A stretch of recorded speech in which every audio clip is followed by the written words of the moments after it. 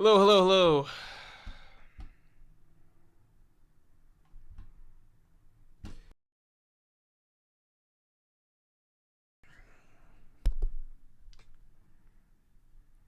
Testing, testing.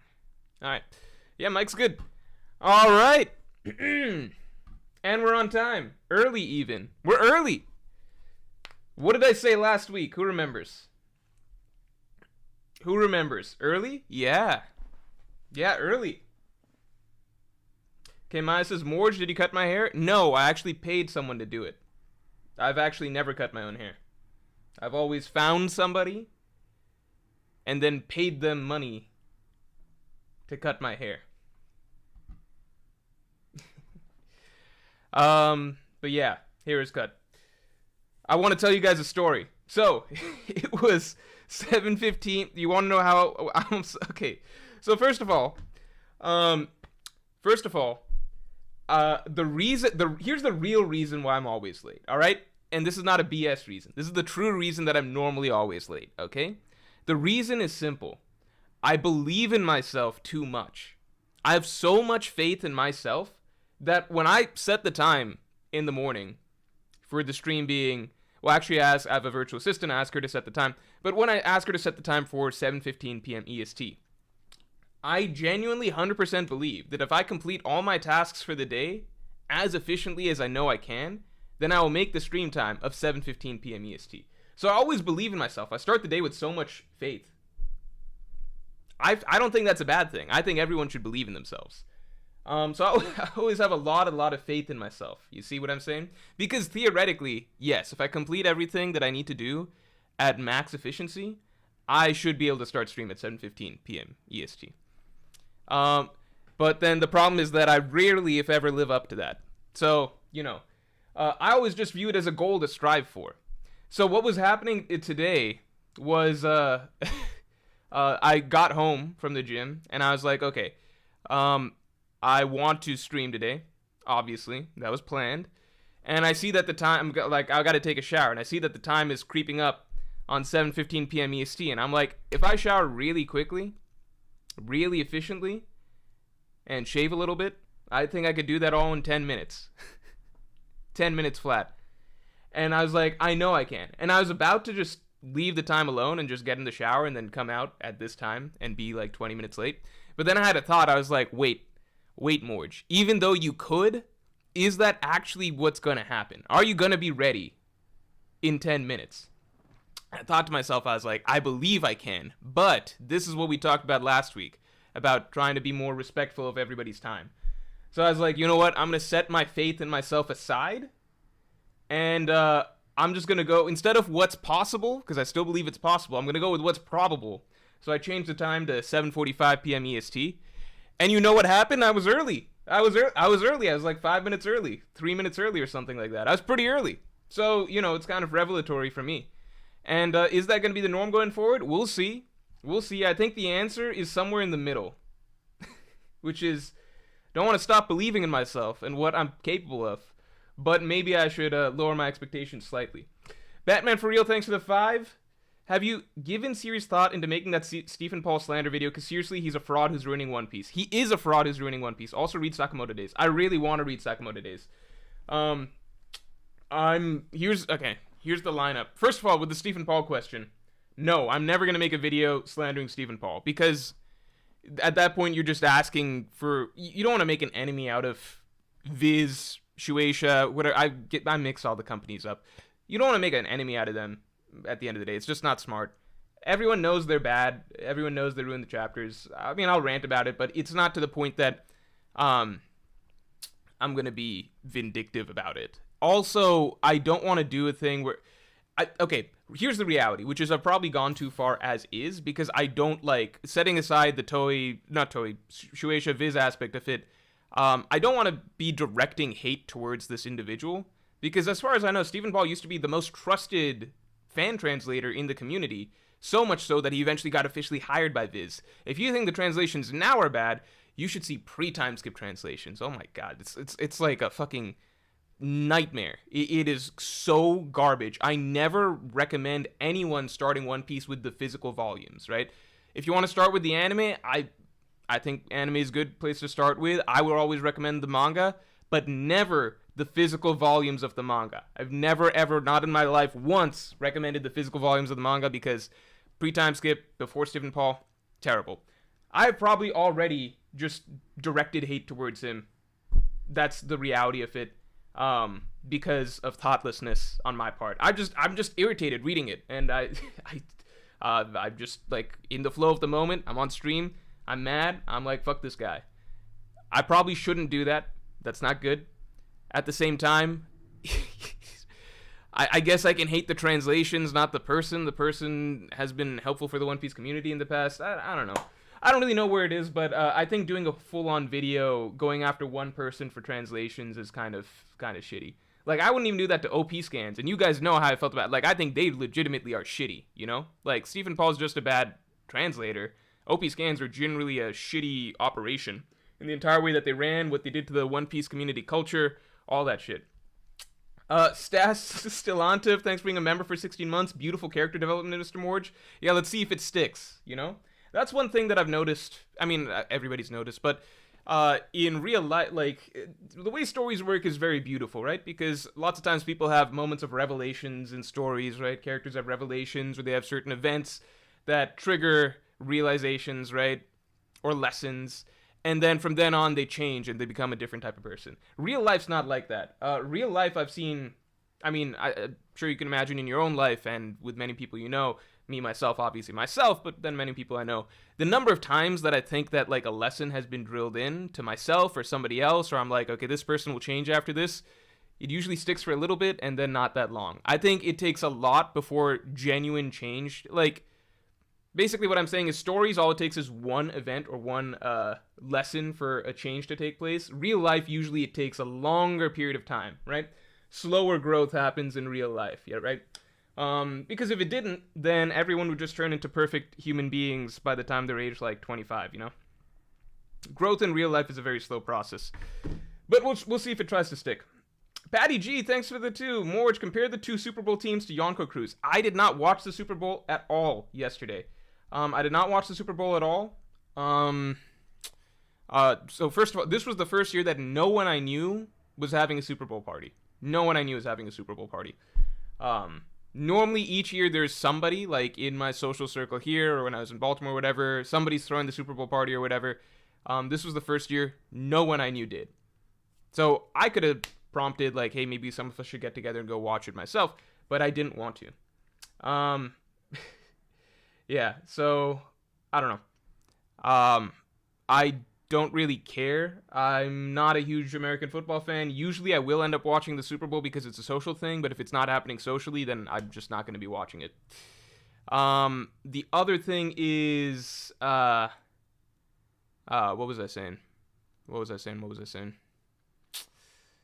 Oh, yeah. I almost tuned in towards the end because I saw that it became a really, really tight game. I almost tuned in towards the end. And then I realized that I don't really have a quick and easy way to watch the Super Bowl.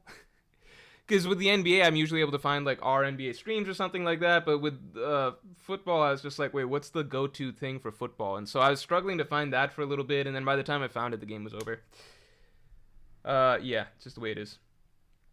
Oh, Eric's here.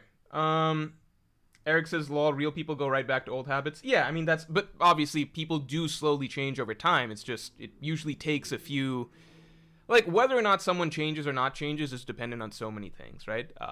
I'll tell you one thing, that it's usually not just one event that'll do it. Unless it's like a life-changing, like, traumatic event. Like, I knew, somebody that's like a family, like, distant family thing or whatever. I remember this story got passed down of, like, their daughter, son or something, like, they got hit by, like, not looking twice before crossing the street, and so now the parents literally never jaywalk, even if there's no cars on the road whatsoever, never jaywalk.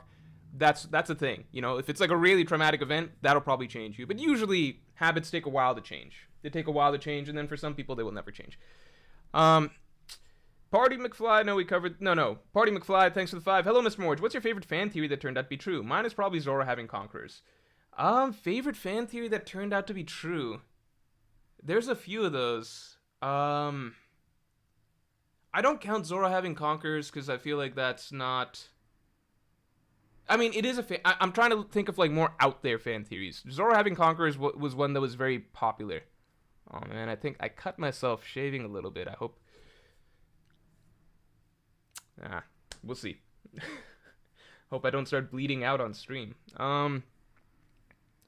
Let's see one that's a little bit more out there. What's a little bit more out there? I like ones that I got right, like Big Mom coming to Wano. I thought that was huge, but it didn't go anywhere, so I actually would have preferred that didn't. I mean, it did go somewhere, but I think Big Mom's storyline would have been better off if it closed in Whole Cake Island or separately, so we don't count that. What's a really good fan theory that came I can't remember a really good one that turned out to be true. Like there's fan theories that were good calls by people. I remember Marco the Theorist called that Kanjuro was the traitor and stuff, but I'm trying to think of like what's a theory that was going around in the community for a while that then turned out to be true that I thought was really, really, like, I hope that theory was true, and then it turned out to be true. Kanjuro, I didn't care. I don't fucking remember. I don't know. Does anyone have any good, anyone have good, what do you call? Good examples? I don't know.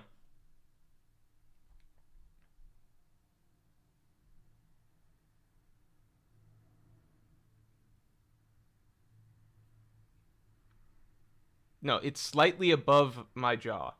Slightly above my jaw. You might see a little bit of red. I don't know if it's high def enough. Lola, Big Mom. Oh, Lola.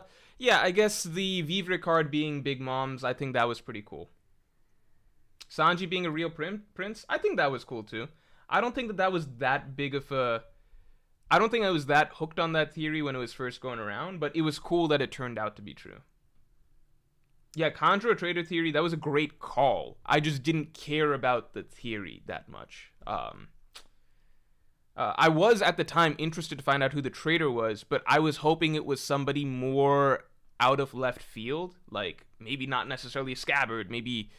Like, I don't know what answer would have really satisfied me, but at the time, it could have been... If it was Kinemon or something... Like, Kanjuro was just one of the scabbards, basically. If you guys remember, he was just... There's many scabbards. They're all kind of clumped together. It could be Kanjuro. I think Kanjuro was just... Yeah, to me, he's just one of the scabbards. Okay, it happened to be Kanjuro. But he wasn't a particularly interesting choice to me beforehand. It's still amazing that Marco was able to call that out of all the cast of characters, but I wasn't, like, hyped at the prospect of Kanjuro being the traitor. Crocomom.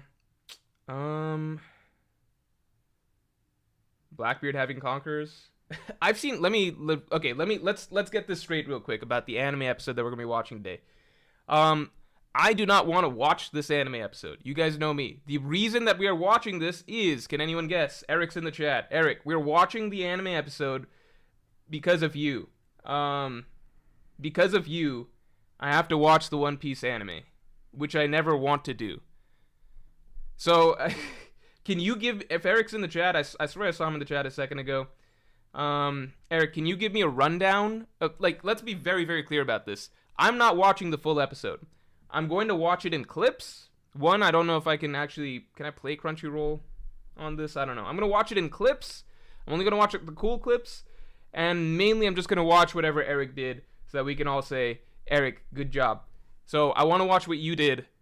Please direct me to the clip that I would need to watch for that. JP, thanks for the 10. I remember you on Twitter during Odin Flashback calling that Roger versus Whitebeard would be the first showcase of Advanced Conquerors. That's true. I did talk about that way back. Way back. So there was a period of time that I was like, okay, I'm taking a break from doing any One Piece content. So I announced on Twitter. Yeah, big deal.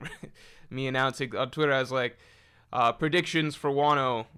One of them was that Roger will be the first person to show Advanced Conquerors Haki. That did turn out to be true.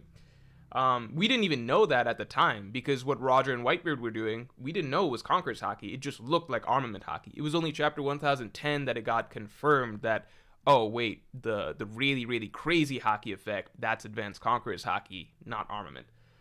Because what Roger and Whitebeard were doing fit the previous descriptions that we gotten of from Hyogoro as to what advanced armament can look like. We just assumed that was a really, really high-level implementation of it. Again, this goes to why it's so confusing. What's armament? What's Conquerors? Conquerors has it does the same thing as armament, just bigger. But that's its own discussion. Yeah, only way late. Same thing you're saying. Only way later on chapter 10:10 did we learn that was indeed what we saw. Yeah, I didn't even know at the time that was what that was. I don't think anybody had knew that. Eric says, "Lol, I didn't ask you to." Yeah, but we're gonna do it anyway. It's on your Twitter. Okay, I'll take a look. Maybe I just stream your Twitter. Richley says, "Please watch it all, Morj." I don't know, man. Let's see. If I can find the full episode, maybe I watch the whole thing. I've seen a lot of the clips already.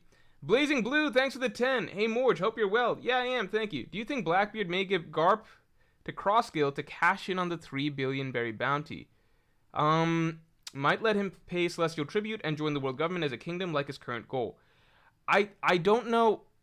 I feel like it's more likely that he gives Garp to the world government because he needed a bargaining chip, right? So the discussion was that Blackbeard needed a bargaining chip to be made a king by the world government. I don't think it was a cash issue. I think it was he needed a bargaining chip. And he had Kobe, but then he learned that Kobe could not be used as a bargaining chip because Kobe is a member of Sword. As far as we know, Garp is not a member of Sword. Don't know why that is, but he just isn't. Eric did the whole episode. He did the whole episode? Eric didn't do the whole episode. Come on, Eric. You gotta be honest. Did you do the whole episode? Do I have to watch the whole... I don't want to watch the whole episode. Yeah, I think most people are on board that Blackbeard will be trading Garp to the world government to get a spot as king. I think that makes a lot of sense. Skip to female law and loop it. Branks, Drums of Liberation. So what are you all talking about? We've seen Shanks and Whitebeard do it first. That's true. Yeah, technically they're the first ones to do the clashing, splitting the sky. And again, we just didn't know that that's what it was at the time. So yeah, technically that was them. I think Roger and Whitebeard were the first visual indicators because Shanks and Whitebeard, Oda deliberately kind of kept the clash a little bit zoomed out so that we didn't get that effect, the hockey effect and everything. At that point in time, hockey wasn't even being shown, armament wasn't even being shown on regular attacks. So Oda was kind of obscure with what he was doing there. Then Roger and Whitebeard was the first time that we got the full visual of what Advanced Conquerors looks like, and then 10:10 was the first time that we got the actual explanation. All right, I'll get to the tweet. Outback Panda says, Morj, I linked to the tweet. All right, let's take a look.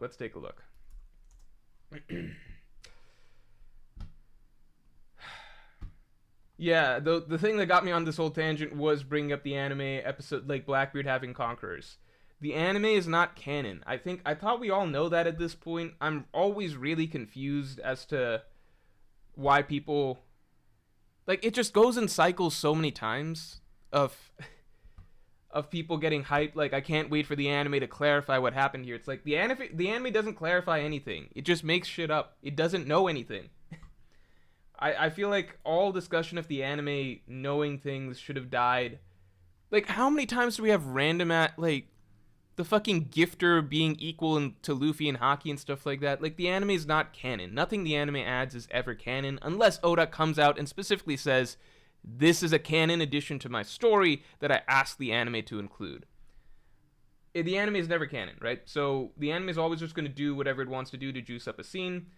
So that's another reason that I'm usually not interested in watching anime episodes that involve fights that are kind of short fights, because it's whoever the fuck runs Toei is on cocaine or something like that. They just make up shit that makes absolutely no sense. You would think that working on this series for so long, you would generally know what vaguely makes sense or not makes sense. But Toei will literally just be like, Batman is equal to Luffy. Done. And in their minds, it's this makes sense to us. It's just dude, what are you talking about? If anything, again, the anime, there's plenty of evidence that it doesn't know what, there's a lot more instances that it directly contradicts what's going to happen in the future than anything else. Yeah, the 1% man, I mean, you can go all the way back to the fucking beginning of the story from, Zoro cutting steel, The anime never, like, I'm sure in some instances the anime, like, maybe Oda says something very specific to them, but Oda's not coming in and being like, hey, by the way, Blackbeard has advanced Conqueror's Haki. I want you to depict that in this fight, even though I didn't depict it in the manga. Maybe Blackbeard has advanced Conqueror's Haki. Entirely possible. Entirely possible. But the anime showing it, and it potentially being true in the manga later down the line, these two things are not related. There's no correlation there. Okay, these are separate individual events happening. All right, so I don't know. So again, for me, it's like I've seen part of the clip already. I've seen like the crazy hockey and everything like that. It's part of the reason that I get no joy watching the anime, because it's weird watching a scene that just is like they had to, I don't know, they make stuff up. It's just it's weird watching a scene that like might not even be canon abilities down the line. We have no idea. Like, you get what I'm saying? Like, it'd be like watching if Luffy was fighting Katakuri and the anime was like, now Luffy's using his awakening against Katakuri. And then we watch like some clashes of like Luffy using awakening, like what they think Luffy's awakening is against Katakuri. And then down the line, we get his actual awakening. You get what I'm saying?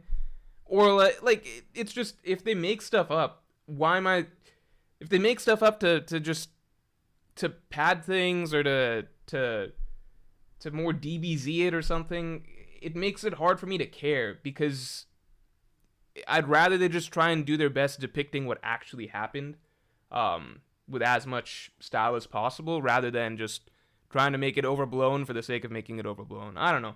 It just makes it hard for me to care. If whatever's happening on stream is on screen is basically just like whatever random BS they want to do to sell the episode. Talis' anime is not canon unless Sanji did something cool, then it is. Oh my god. Going back to like Wano when Sanji was having his fight against King and Queen and stuff was happening around that time. Jesus Christ, the random stuff that people were saying back then. It's like picking apart every little thing that happened in the anime. It's like, this isn't real. None of this happened. None of these are feats. None of these are low showings. These are just things that they're doing to fill time so that they can stretch out half an episode over, like a half a chapter over a full 20 minutes. All right? Atilia, thanks for the 5. Watch the cover story scene. Usopp is going to be post-whole kick level by the end of the story in order to defeat his final opponent, which is really cool. Yeah, so that's a perfect example.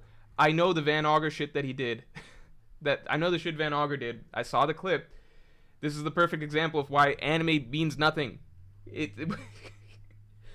That basically means that each one of Van Augur's bullets is stronger than a Gear 4th Luffy punch, which basically puts Luffy, like Whole Cake Island Luffy, which basically puts Van Augur at roughly first mate level. Like, seriously, go back and kind of scale. Katakuri, if you can scale Cracker versus Luffy at Whole Cake, and then Katakuri versus Luffy at Whole Cake, the gap isn't, like, it's not that huge. Luffy struggled, like, he was a little bit down against Cracker, and then Gear 4th Luffy was still solidly down against Katakuri. But Van Augur, 0 diffs Cracker in this episode, which is not something even Katakuri could have done back in Whole Cake Island. If you go back and reread Luffy's fights with Cracker and Luffy's fights with Katakuri back in Whole Cake Island, even Katakuri is not taking care of Cracker that easily. So, perfect example. All right. Let's move it along. Yasop top 5. I don't think even Yasop is taking out Cracker that easily. Cracker is not that easy to take. Like, you need to go back and look at what Luffy was doing. I mean, it basically puts Van Augur, he would destroy Doflamingo. It wouldn't even be close. Yeah, like there's a Cracker can't do it that easily. I mean, Katakuri can't do it that easily. Cracker's biscuits were really, really strong. There was, I don't know. Power creep lol? No, because the rest of the Blackbeard pirates are fucking ass. It's not power creep. This is not intended by Oda. This is some bullshit that the anime came up with just to, because they don't care about the logic of the story. They only care about, like, just making every episode as bombastic as possible and as dragged out as possible. They don't actually have any sort of framework for what makes sense for what should and shouldn't happen. It's just like, what would be cool if we did this or that? All right. Let's see. I'm not saying Van Auger's weak, by the way. It's just that there's no way Van Auger's basically gonna do something even easier than Katakuri could, you know? What am I looking for, Eric? I really don't want to watch this full episode. Let's see if I can avoid watching this full episode.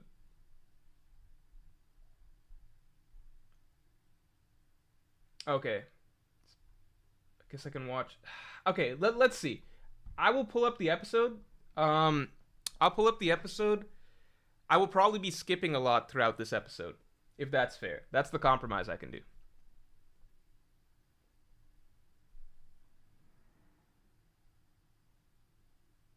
If this was real, then John Bart greater than Jack? What does John Bart do?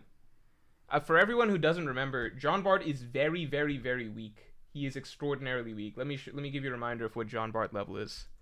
All right. Just to show you, I don't know what he does in the anime. Don't know what he does in the anime.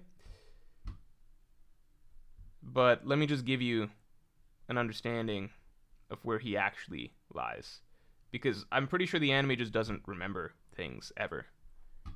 Yeah, let's see. So if we go to chapter, towards the beginning of Zoe.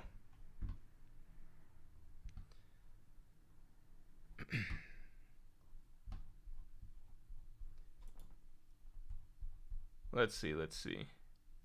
Okay. Yeah. So this is okay. So just so everyone remembers, everyone's on the same page, right?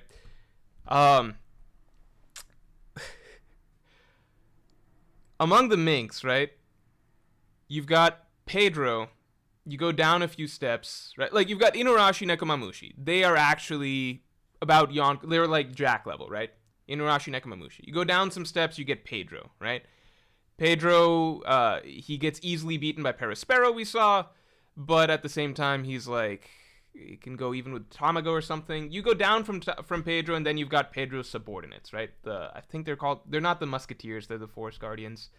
You got the Forest Guardians, and then you've got a random Forest Guardian that's extremely injured, zero diffing Jean Bart. That's basically where Jean Bart's strength is. We'll just have to stop you by force. Random fucking gorilla with his arm in a cast destroys Jean Bart. This is the only instance we have of scaling Jean Bart. This is Jean Bart level. Alright? Does everyone see this? This is his level of strength. Alright? I'm excited to see what the anime does with Jean Bart. Very excited to see.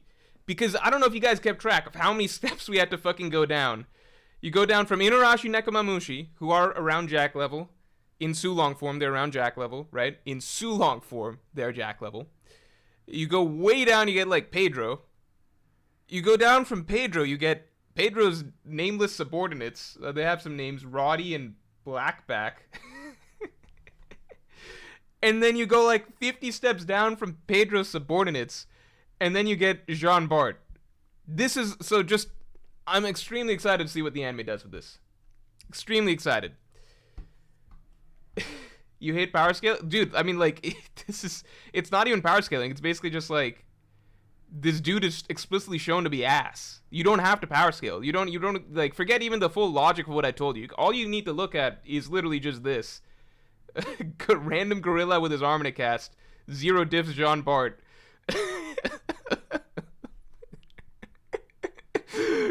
This is hilarious.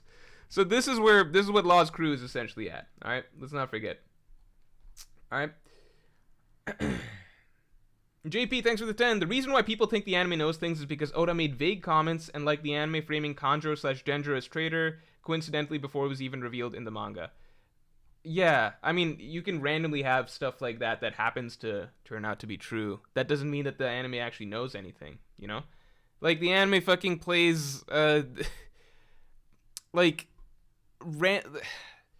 there's so many things that happen. The anime shows a million different things, or suggests a million different things all the time, vaguely. Like, for example, Luffy, like who remembers Luffy fighting Akainu, Zoro fighting Fujitora, Sanji fighting Kizaru in one of those openings, right? And then people ran with that as basically, this is what the lineup's going to be down the line because the anime fucking showed it, you know? The anime is going to show a million different things.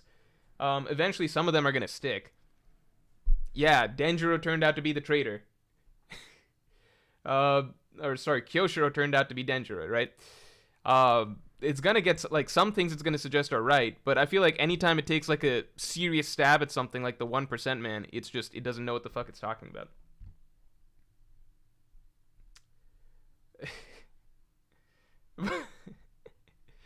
JW, thanks for being a Pirate King tier member for 14 months, man. I hope you enjoyed the latest Pirate King podcast. That was a fun one for me. Also, let's get the stream likes up to 100 real quick. Random case to read Blue Lock greater than Haikyuu. I don't know about that, man, because I'm already...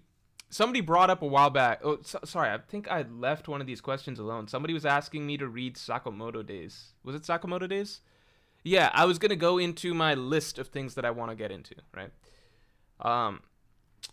I want to watch the Fate series next, actually. I want to watch the Fate series, because people talk a lot about that. I want to give that a shot. I want to try that. Then Sakamoto, in terms of manga, I think Sakamoto Days and Dandadan are the two that I really, really want to try next. So I'm going to see. That's what I'm interested in right now. I want to try the Fate series. Haikyuu is in the list, but it's, I don't know. You're saying it has Baki level dumb hype. You're talking about Blue Lock here, not Haikyuu. But the author understands narrative/character. It's edgy, but not sentimental. It makes it easier to stomach how seriously they take things. I don't know. I'm going to be honest, like, if I ever try Blue Lock, it will be well down the line. I'm not going to be trying it anytime soon. It's the way it is, because Haikyuu is already low on my list of things to try.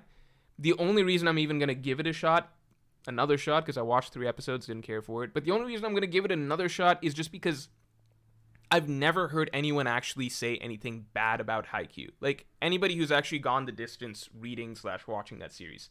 I've only ever heard good things about Haikyuu. So, at the end of the day, that's rare to hear about a series.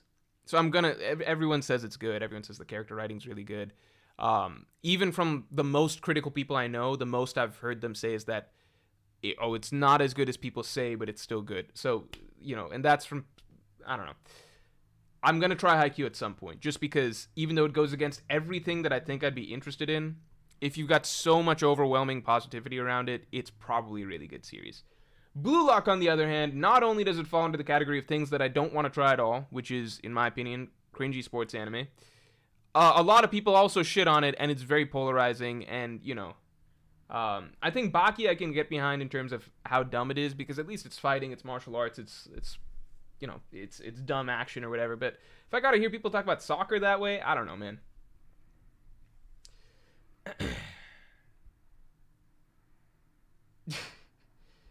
All right. Yeah, let's get to the episode. The Final Storm says, Morj, if you could read One Piece, you can read Detective Conan. Here's the crazy thing. So I've thought about it. I've always been like, yeah, One Piece, like 1,000 episodes, like 1,000 chapters. It's not a big, like, just read it. It's not a big deal to get into. And then I took a step back because, especially since I started doing YouTube, so many people have been recommending things to me, right? People come to streams telling me to try this or that, right? I took a step back, and it's totally different when you're on the other side of things, because if I think about it right now, I'm in my mind, getting into One Piece is nothing, because I'm like, oh, you'll enjoy it so much, and it's so long, 1,000 chapters, but it's not that long. Like, because in my mind, I'm so deep into it, and I've been reading it most of my life, right? Last 20 years of my life, I've been a One Piece fan. Literally 20 years of my life, I've been a One Piece fan. So, from my perspective, it's not that much to catch up on. But now when people recommend things to me like Kingdom, I'm like, I want to finish Kingdom. It's so long, man. I want to finish all these series that people pitch to me. It's a huge-ass time commitment. And I don't have that much time in my life. And so Detective Conan, I'm just like 1,000 chapters? No. So the funny thing is that I've said to people for so long, One Piece is not that long. Just get into it. Just try it. You'll enjoy it, right? if you took me today and pretend I never read One Piece, if you just took me today and told me to read One Piece, I'd be like, fuck no, that is too long. I would not be a One Piece fan if today I had to start it fresh. So, I don't know. Hajime no Ippo. So many people say such good things. Yeah, the irony is, to me, it's too long. I believe it's phenomenal. It's just too fucking long to get into. Because you guys also got to understand, it's not just anime and manga which people throw at me, right? You guys have been recommending video games and such to me too, right? I'm still playing Zelda, right? I'm still playing Tears of the Kingdom. To be fair, that's a very, very, very long game. But even just, like, that takes up a lot of free time. Like, when I have free time, I try and play that. So then can't read a manga or watch an anime. There's movies that I still want to catch up on. There's books that I would like to get back into reading. There's so much stuff. There's so much content in media, right? I wish I had just, I think everybody wishes this at some point. I wish I just had, like, infinite free time somehow. It's such a silly thing to say, but it's like, why can't life just be that way? Or maybe a month. I think a month is not too much to ask for. Just a month to just exist away from everybody and just get through a bunch of fun stuff. I don't know. Anyway, let's get to the episode. It would be nice. All right, so first things first. Let me see if I can do something like this. So we're going to do this. Do this.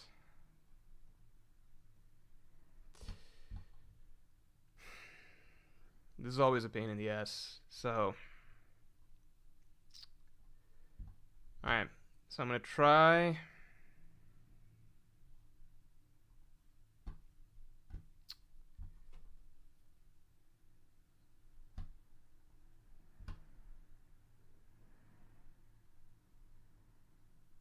So we're going to make it really small. And we're going to do everything we can to get this not, like, canceled.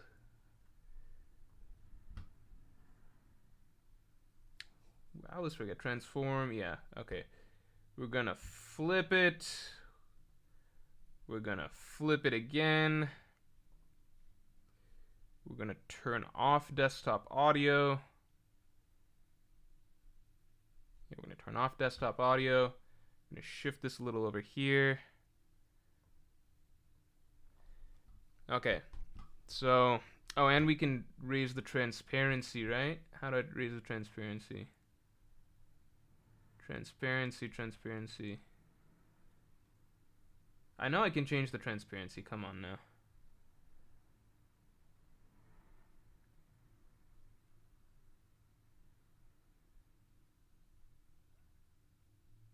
Maybe it's opacity.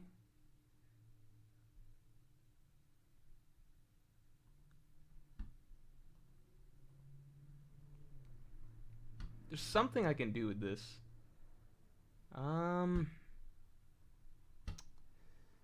Fuck. Give me a second here. Should have done this beforehand.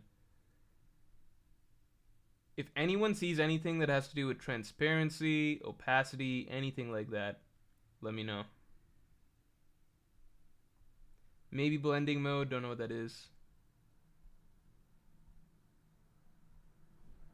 Any advice? Edgardo J. Cruz is upside down. Won't that be disorienting? This is, for me, I'm going to be viewing it normally. It'll look like that for you guys, but for me, it's just going to be normal.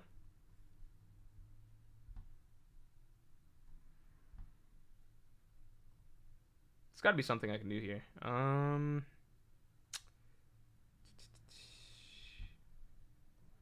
No, this is just that stuff. Yeah, there's got to be something opacity-wise that I can do. I know I've done that before. How was I able to do that before? Properties alpha? What does that mean? Alpha? No, I don't think that's it. If I can't do that, then we might do a thing where I shift it, like, more this way. That's, like, the next best thing. Yeah, it's more for you guys to sync. I'm gonna make it smaller to begin with. Let's get it even smaller than that. Because if I can't nail this opacity thing, then we're gonna be playing with fire here. Scale filtering. I don't know what the fuck this means. Blending mode. Let's try this. Let's try this. Lighten.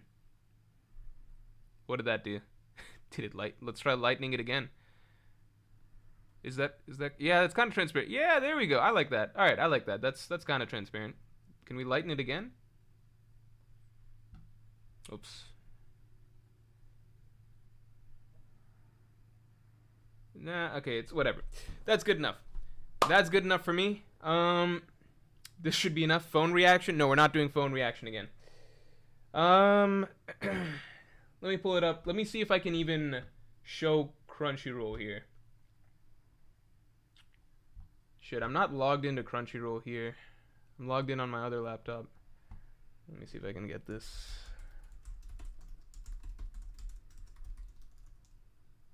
Please let me in. No, let me in, let me in. God damn it.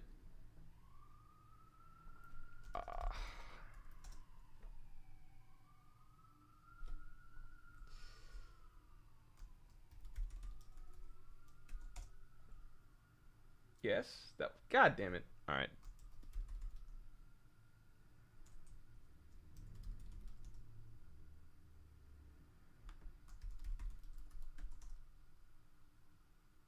That worked? It was the same one I did. Oh, goddamn. Alright. I've reached my temp limits. Oh, like. No. That's not. Fuck. No. Alright, alright. Hold on. God damn it. How long is later? How long before I can try again? Okay, hold on. We might have to do it illegally.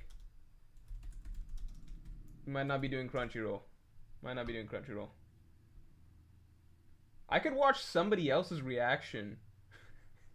And that would basically be the same as me watching it, right? Alright, okay, I got something here. Is this the full episode? Yeah, okay, I think I got it. Alright, we found it on a sketch site.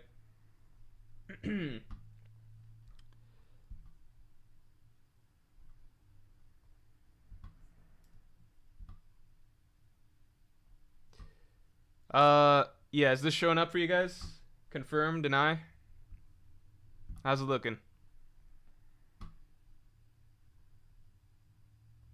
I'm gonna skip the opening. Again, I've seen the opening. I thought it was phenomenal, but we don't need to be seeing that here. Alright, can you guys see it?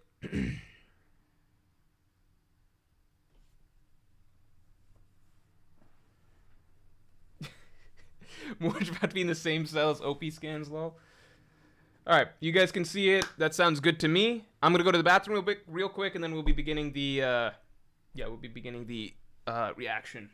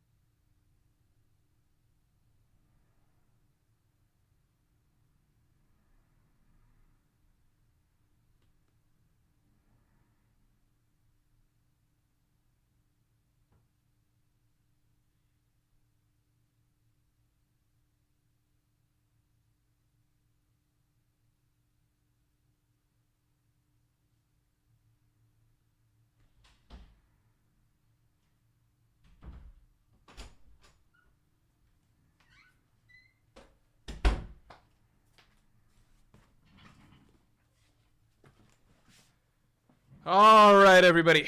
You guys ready?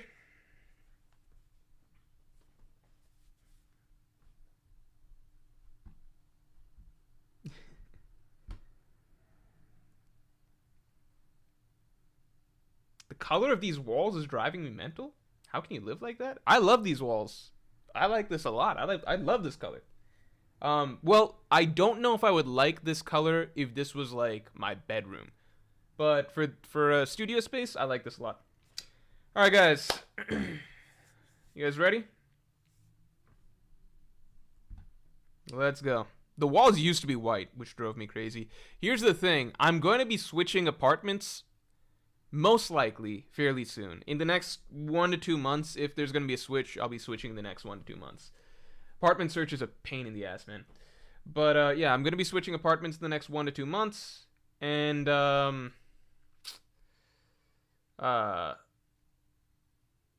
tricky thing is I need to get this painted white again.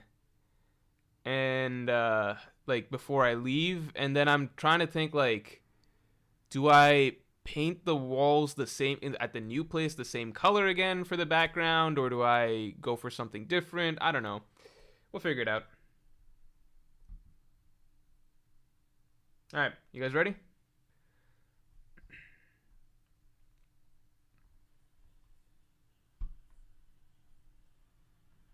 I'm stupid. I need headphones. Oh shit. I don't want to go find. I've got to use these shitty headphones that I have lying around. I don't have any good headphones, but I have ones that are slightly less shitty than these ones. This is just what I got on hand. I think these ones, one of the fuck, I always forget. Is it here?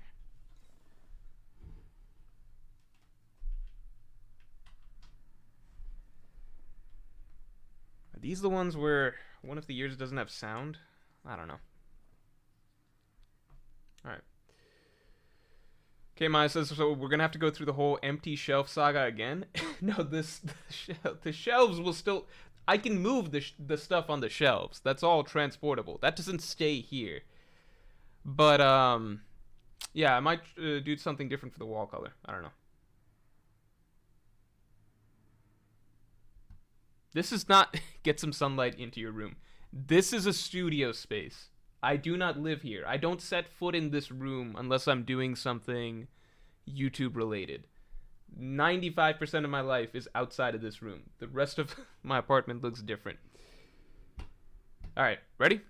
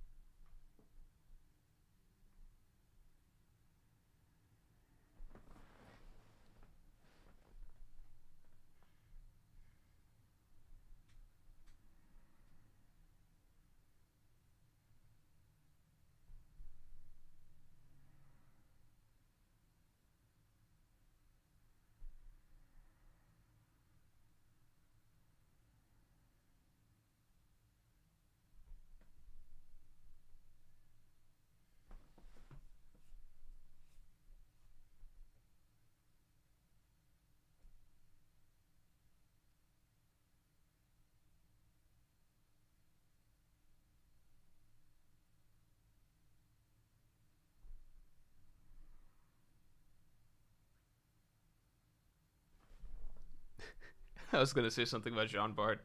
Forget it.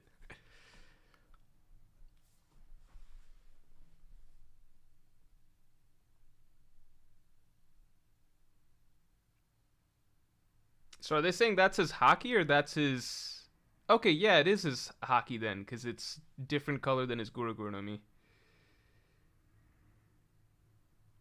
I am very curious if Blackbeard ends up having strong hockey or not.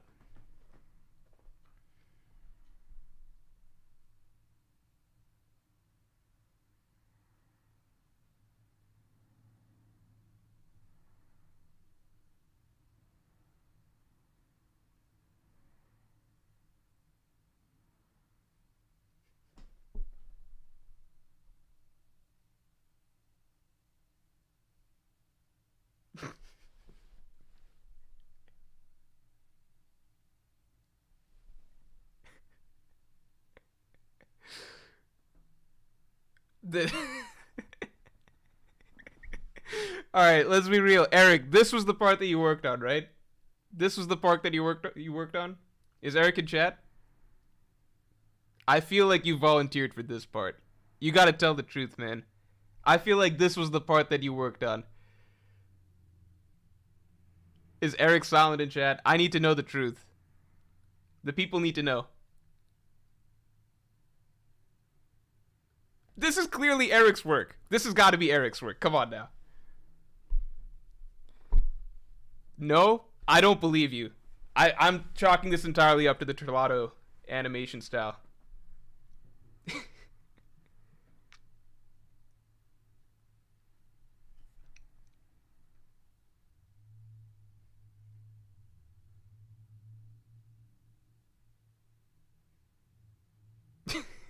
What? What? No. Why are we getting ass shots of female law? This is...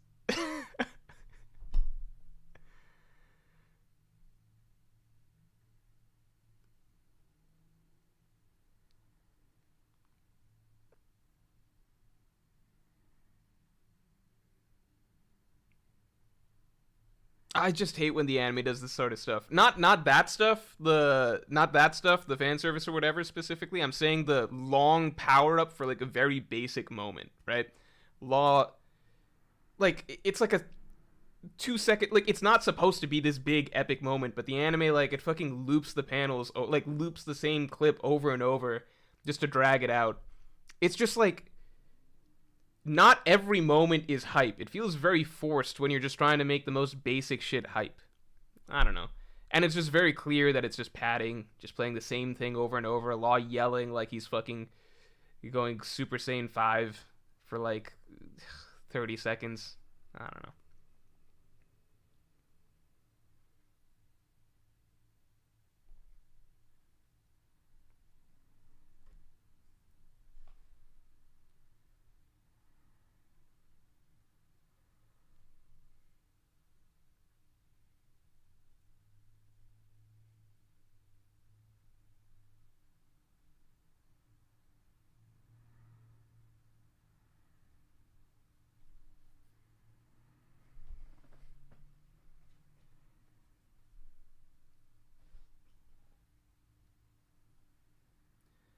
All right, am I crazy or is this not? No, that's pretty big, right? That's...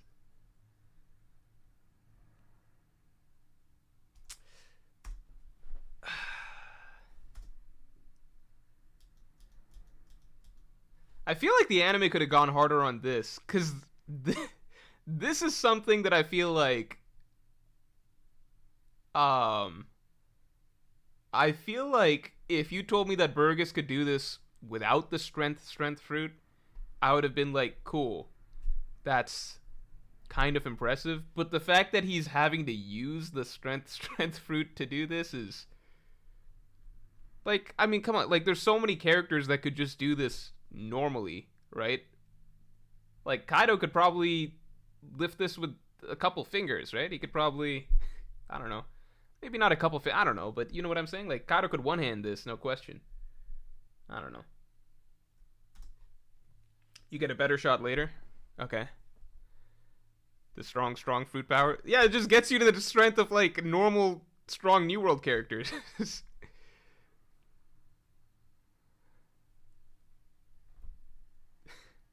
How could he lift up the humongous mountain? It's not... He's not lifting up a mountain. It's... This is not what a mountain is. This is...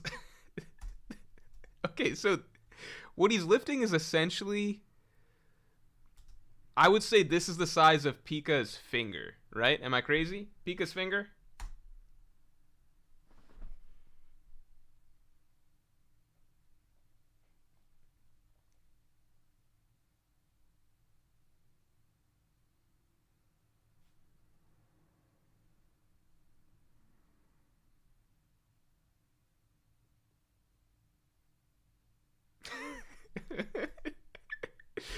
Why does Law think that's a devil fruit power? He's been around so many characters that can just do that. He's like, fuck, lifting a large rock is a devil fruit power. Luffy could do this. Just Zoro. Tell me Luffy or Zoro couldn't just do this naturally.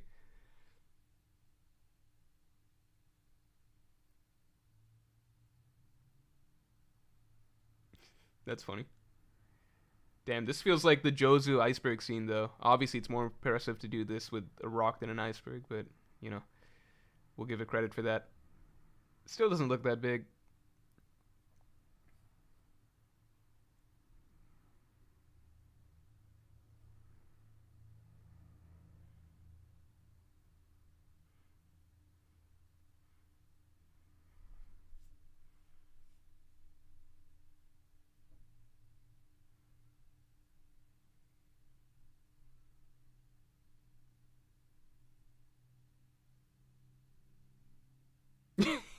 I thought this was funny in the manga, too. That he's just riding the same horse that is already clearly being used by one of his subordinates.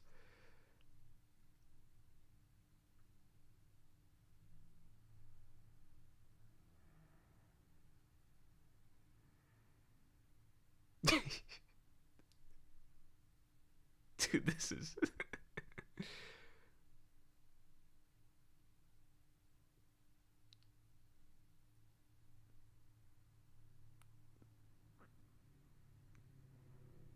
Sanji could lift that with his legs? Yeah, like that's what I'm saying. Like all of the strong characters that are physical fighters can just do that, right?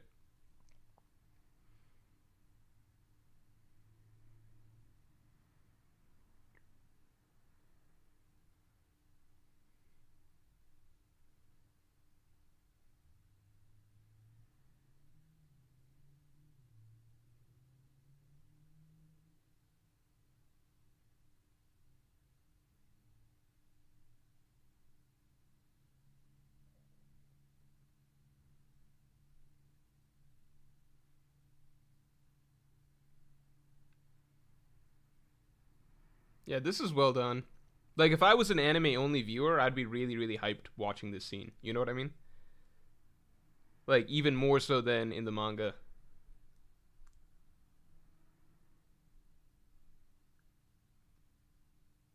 I like these eye catch. It's been a bit since I've seen eye catches.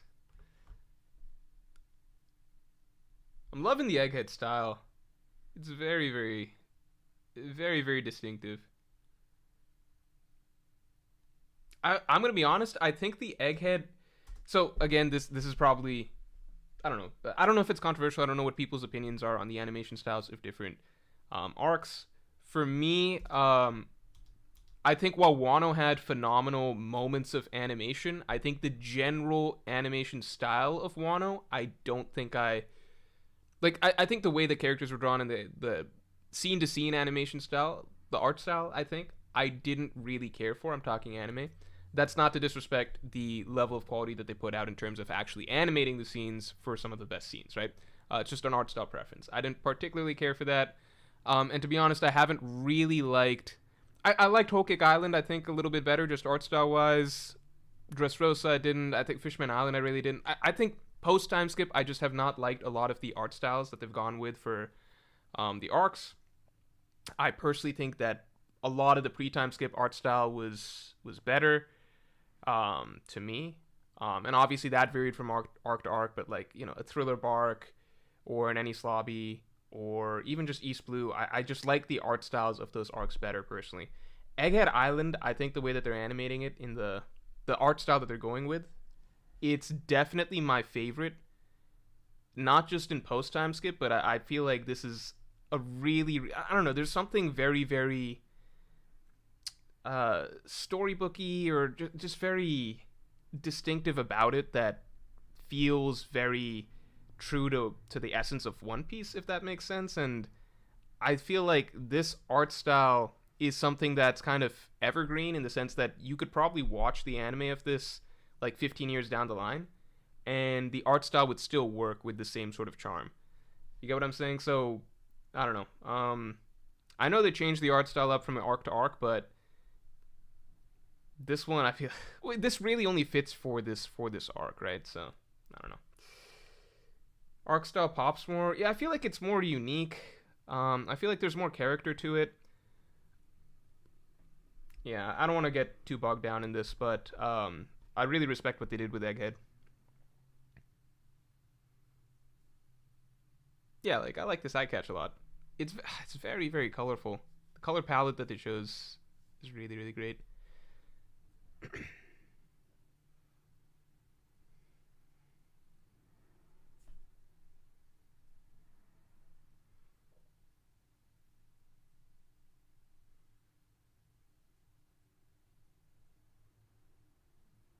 Did they give Blackbeard hockey like this in the Amazon Lily raid? Also, let's get the stream likes up to 200 real quick. Tala says it's the colors and soft lines. Yeah. The sort of pastel type colors. Did they give Blackbeard hockey like this? Can anyone confirm? In the Amazon Lily scene? Oh, that's cool.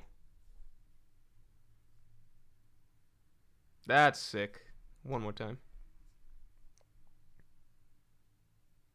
That's probably the coolest little clip I've seen of oh damn.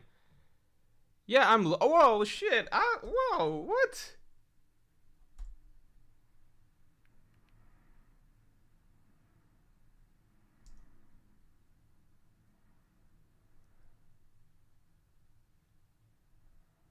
Oh man, this is so stylized. Like what they did with the island and everything.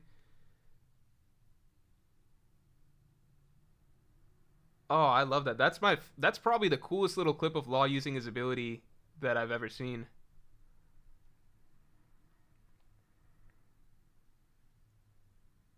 Oh shit, what did he do to Wait, does he do this in the manga? Does he get stronger like this in the manga? I don't remember.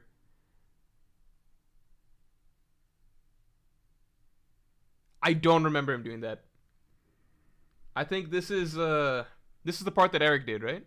What's coming right now?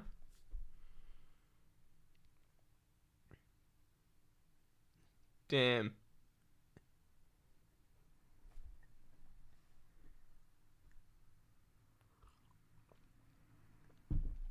So I don't know the extent to what Eric did this, but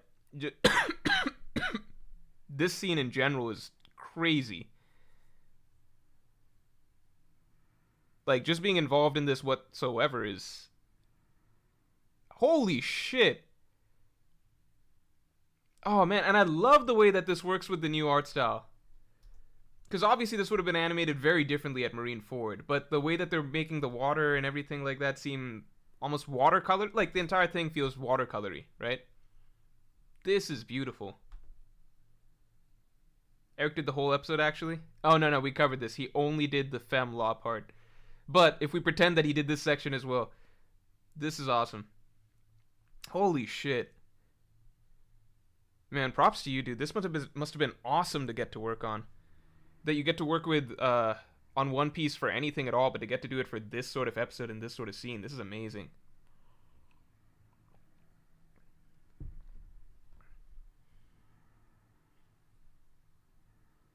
Oh, I saw. Yeah, this is what your tweet said. This makes sense. He was tweeting about animating a falling horse, or half a falling horse, or something like that.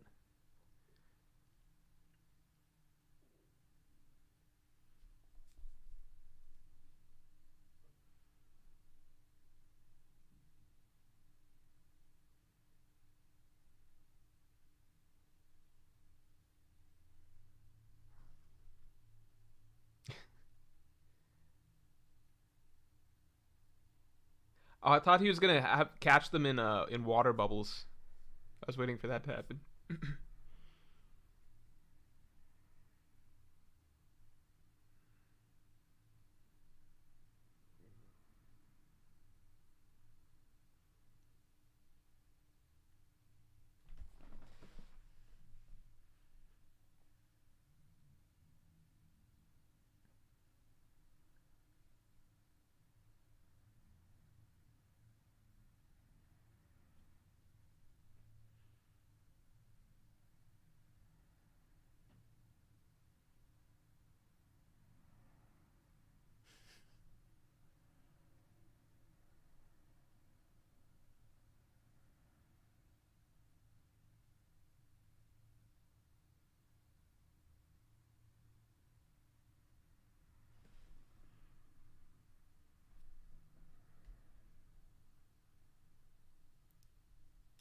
Okay, I see what people are getting at because I know that Van Auger one shots the biscuits So it's like if I'm sorry, we gotta pull. Hold on. We... Okay, so just compare. Like, let's not forget. If we just compare that real quick, right, to, well, I guess you guys can't see the full screen right now, right, because I've got it all flipped and everything, but just so the people remember, Jean Bart's level is, in fact, several...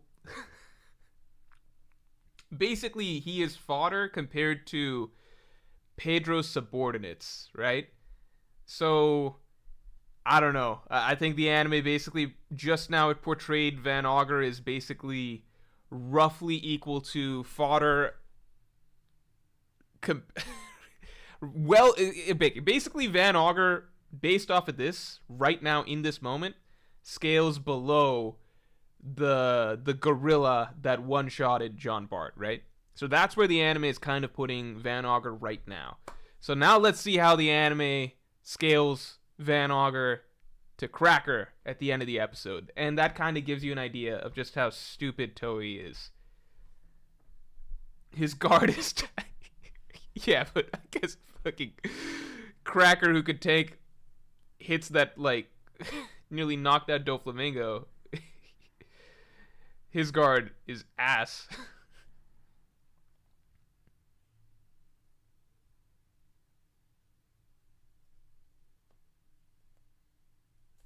I thought that Law teleports behind Blackbeard and hits him.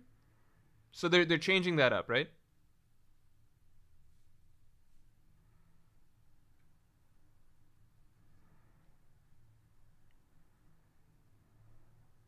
I thought, yeah, I'm pretty sure Law teleported behind Blackbeard and did that, but I don't know.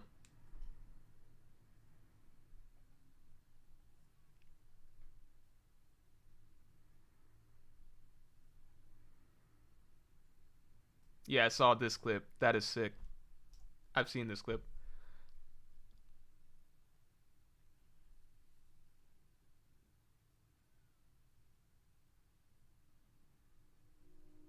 Oh, let's get the stream likes up to 200 real quick.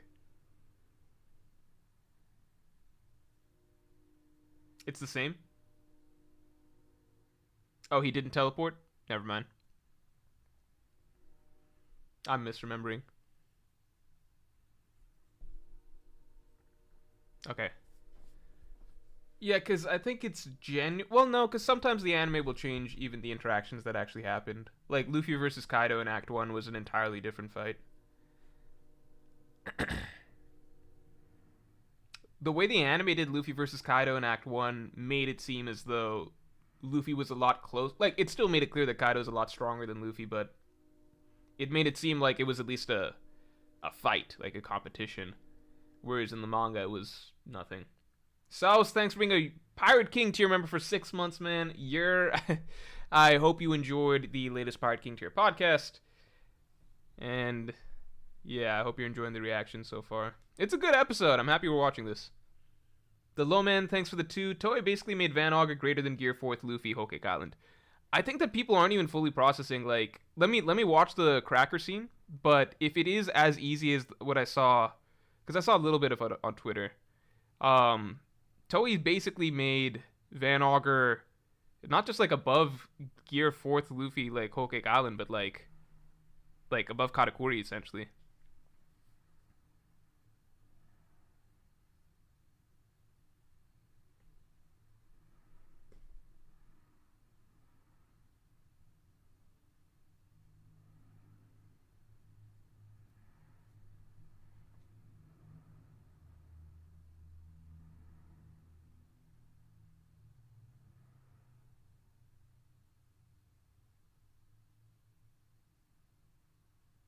Damn. Alright, let's see it. How often do they animate the cover stories? It's pretty rare, right? I hope that they start doing it more in the final saga. I guess they do it anytime it's hype stuff that's happening, right? If it's something like I can understand why the anime wouldn't adapt something like Orlumbus going through his daily routine, which was like a good section of one of the cover stories. Although the Strahd Grand Fleet, that entire cover story was one of my favorites, especially the ending with Bellamy. The ending with Bellamy, Loki, has one of my favorite panels in all of One Piece, which is Bellamy staring at all of the flags. I think that's a beautiful, beautiful silent panel in the entirety of One Piece. It's one of the most subtle little, like, easily forgettable panels that's really, really, it's one of those picture says 1,000 words sort of images the more you think about it. I mean, it's just a very captivating image. Even if you had no context of One Piece, it's a really, really cool image just as is. But in context of One Piece, what flags mean in One Piece, what it means for the character, I think it's a really beautiful little ending to the cover story. Anyway, I understand, though, why the anime doesn't adapt stuff like that. I hope in the final saga, where we will likely be getting cover stories that are more featuring major characters doing plot relevant things, they'll be able to animate stuff like this more, so that we get less filler. Although in general, I care less about the bad decisions the anime makes now, because we're getting a redo. We're getting a whole redo for the anime, right? So the anime can be as poorly paced as it wants. It doesn't matter now, They don't have power over they don't have a monopoly over One Piece anymore. So, again, obviously, this episode has been very enjoyable so far. Omaru, thanks for the tube. John blocked that in the manga. Bullets are low tier. All right, well, let's see against Cracker.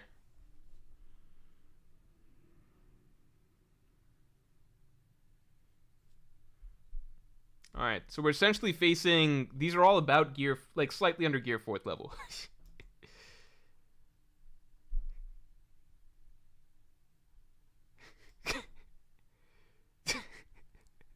This is insane.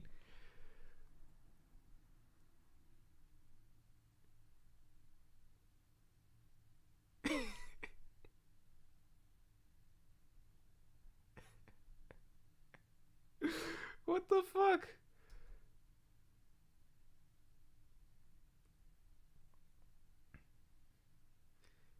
Dude, I wonder what that gorilla would have done to Cracker. That is so cool. I've seen this on Twitter as well, but it's really, really cool in context, the way they directed this whole scene. No dialogue, just music. Holy shit. This is awesome.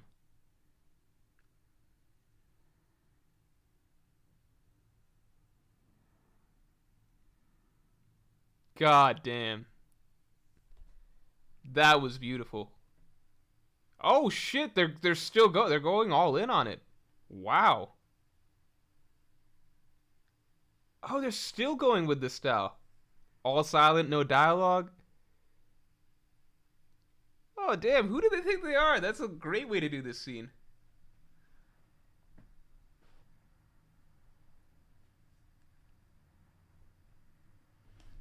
I will never. It's so crazy how Toei just like cares and tries so hard sometimes and gets so artsy with it, and then other times they just don't give a shit, and it's just like, all right, for the other 80%, 90% of like the next 4 episodes, it'll just be like a bunch of reaction shots and dragged out like cutting between different people with no dialogue being said. Or some slow-ass walking or something like that. I saw the clip that was being posted on Twitter of, like, the pacifista walking towards Luffy for, like, 3 minutes. I'm just like... It's so crazy. Like, sometimes they're just like, yeah, let's make this really, really beautiful and special. And then other times they're like... Or majority of the time they're like... Fuck it. They'll... just fill up the runtime. Who gives a fuck what's going on? It's a cool episode so far. For sure.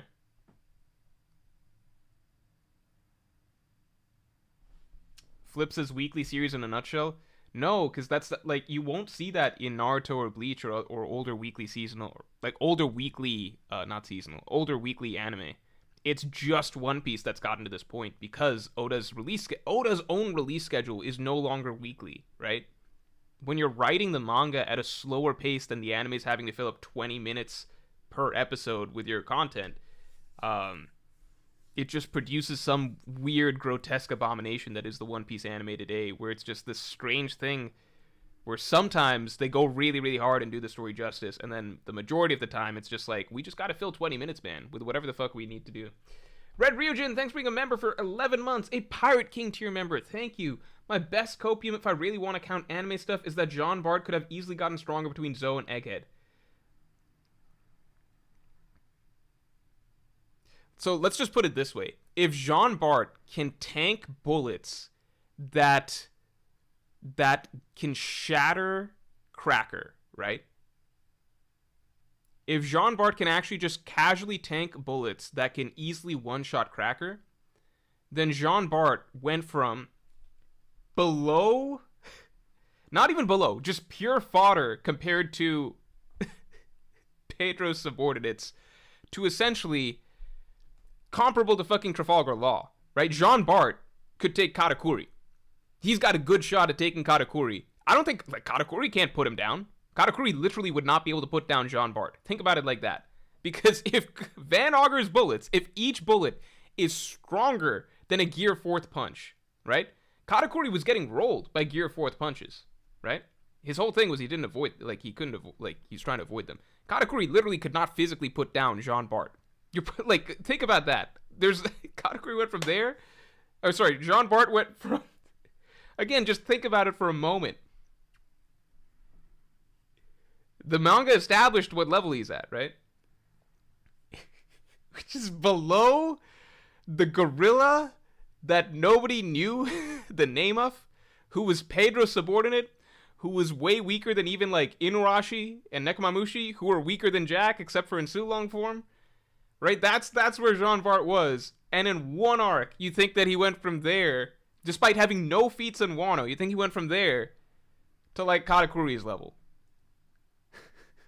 To Katakuri's level, right? The correct answer is the anime made up the scene with Van Auger, and Toei's people are basically...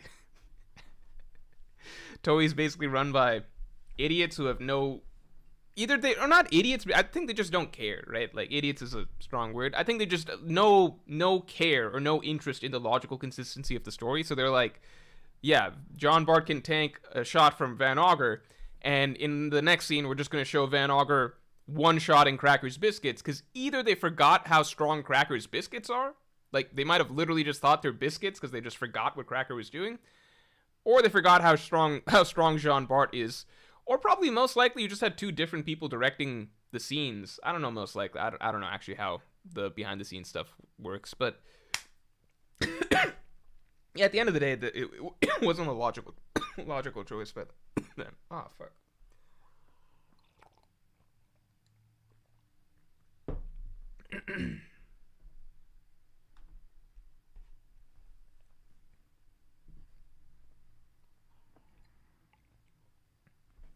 Wait, this is where this scene happens?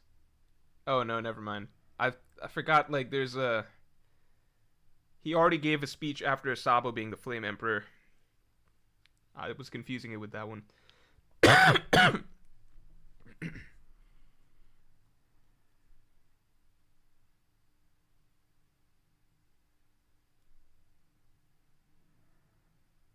He's just doing that with Haki? I don't know if he can even do that with Haki, man. There's very few characters that could just flex Haki like that and make the entire ground crack. I don't know about this. I don't think Kaido and Big Mom could do that, where they just flex Haki and the entire ground just starts breaking around them.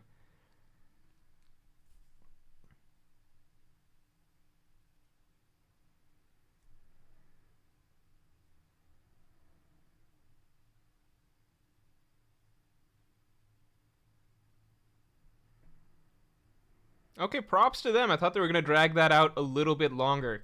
So they started doing this thing, right? So they do the clash. And then you show Law. Show Blackbeard. Show Law. Loop back. Just show the same thing of Blackbeard. I thought they were going to do it one more, and then you show the clash again, right? So they've looped the same 3 clips twice now, right? Laws was a little different. They had him smile, but they looped it twice. I thought they were going to do one more rotation, just because if it's the Toei that I know, I was expecting 1, maybe 2 more rotations. But props to them. They're actually trying to pace this somewhat well. Like, it's not particularly noticeable.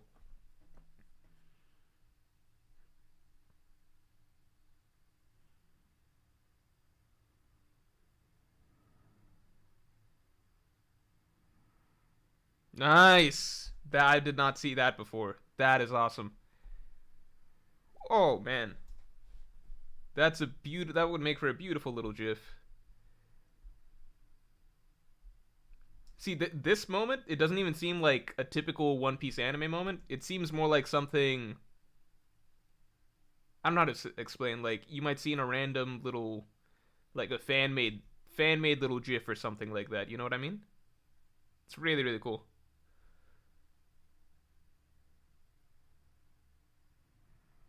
Yeah, this is great.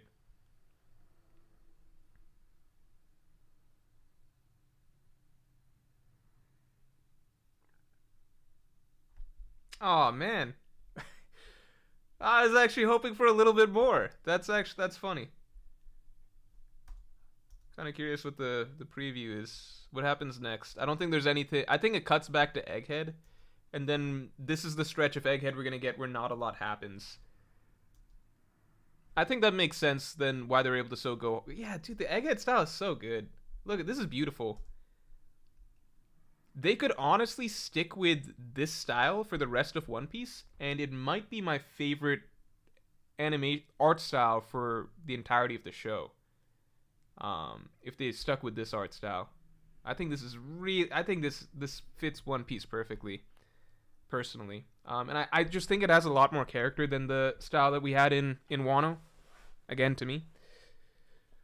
Uh, yeah. Let me see the preview of the next. I mean, I don't think much happens in the next episode. I imagine they were able to go really hard on this just because the next probably 3 or 4 episodes. Because I remember in the manga as well, there really isn't that much that happens. There's like a stretch after the Law Blackbeard battle where there's not that much that happens at Egghead itself. It's a lot of exposition, Vegapunk explaining things to them, explaining Punk records, they see the ancient robot, stuff like that. Or have they already seen the ancient robot? I forget. But there's not a lot. I think until Lucci versus Luffy starts, there's not a lot.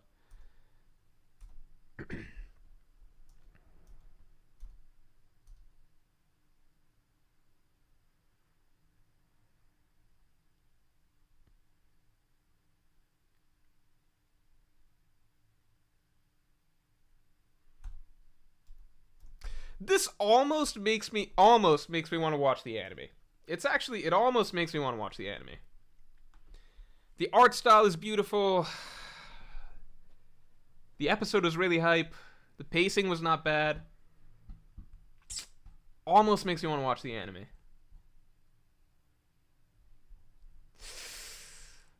Now I'm considering watching the anime. I thought doing that episode reaction would be painful, but it wasn't. I'll think about it. That's for the future. John678, thanks for the 5. Kuzan's Ice, Weekend Cracker. Stop trying to discredit the anime, dog. I fucking hate the anime. Discredit the anime? I mean, everyone knows the anime is not canon, right? I'm not trying to discredit it. That's just common knowledge. The anime is not canon. Am I trying to discredit the anime saying that? So where was it shown that Kuzan's Ice, Weekend Cracker? I think I missed that. Let me pull that up. I don't think I noticed it. If Kuzan's Ice, Weekend Cracker, then all is forgiven. Because then it just makes sense.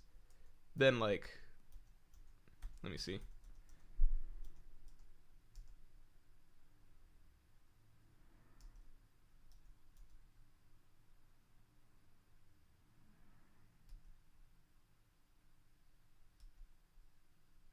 Sorry, I'm just trying to see.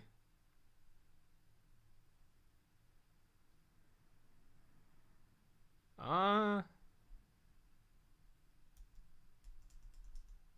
is there something I'm missing? I don't see where that happens.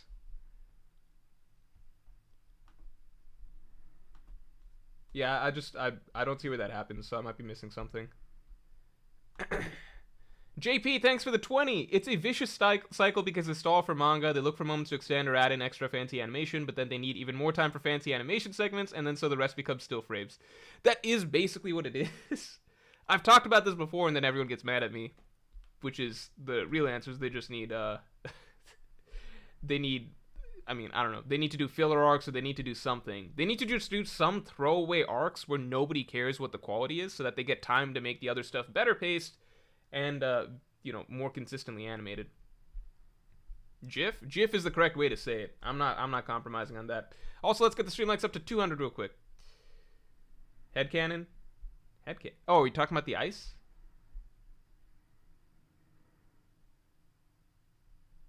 $10.89, way better episode. What happens in 1089? Oh, Emu C and I could watch 1089. I could watch 1089. While we're here, I could watch 1089.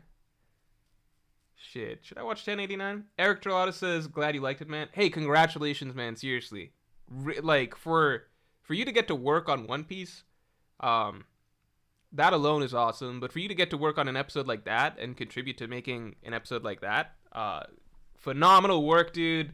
Yeah, I genuinely really enjoyed the episode. The segment that you said you did, I thought was the best, at least on your Twitter, that you said that.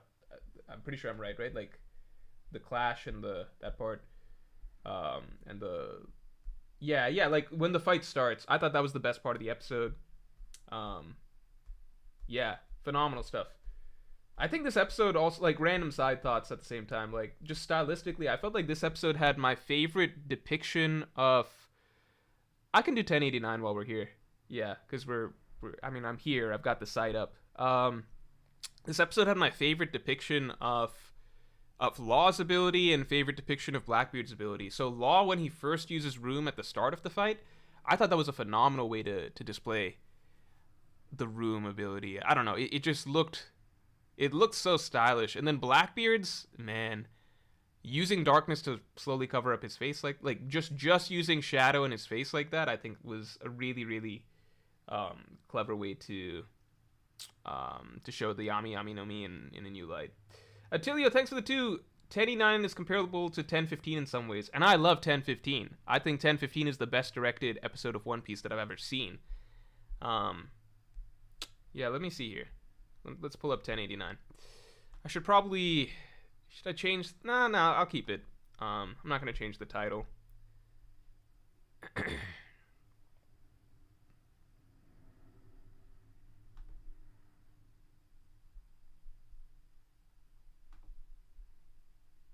You know what's funny is that back in the day, we all used to always watch One Piece on random illegal sites, right? That was just the way you did it back in the day. And now, the moment I saw that One Piece is on Crunchyroll, but the moment I saw that on this laptop, I don't have the login right off the top of my head. The moment I saw that, I kind of was like, oh shit, wait, am I going to be able to do this? Am I going to be able to? It's been so long since I've had to scrap and work to get those links, you know?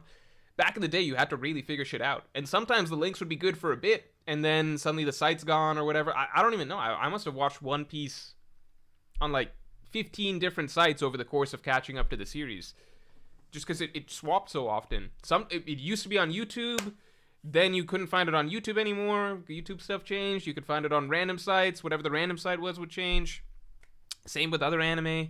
You know, you would, like anything, like Bleach, Naruto, whatever, I'd have to find sketchy sites. It used to be on YouTube for a while, and then slowly it got away from YouTube, and you got to start scrapping for it. You got to work for it. And you can always find it. That's the cool part. Like, you knew that you could always find it, but the question was sometimes just, all right, how long till we get there? how many bunk sites am I gonna have to go through to find find that needle in the haystack? I think it was very rare that you couldn't ultimately find what you were looking for. But yeah, for a moment there, I was just like, fuck, am I still gonna be able to do this? It's so easy to find stuff still. It's just that now everything's on Crunchyroll or Hulu or Netflix. It's been a minute since there's been an anime that... Fuck, Legend of the Galactic Heroes. I should go back to watching that. I forgot about that one. I should go back to watching that. Anyway, that's not on anything free. I mean, that's not on any of the typical services. I think I had to, like, do an extra payment, like a higher tier payment for Amazon to get to watch that one. I might still be paying that. I hope I'm not. Anyway, gotta get back to watching that at some point.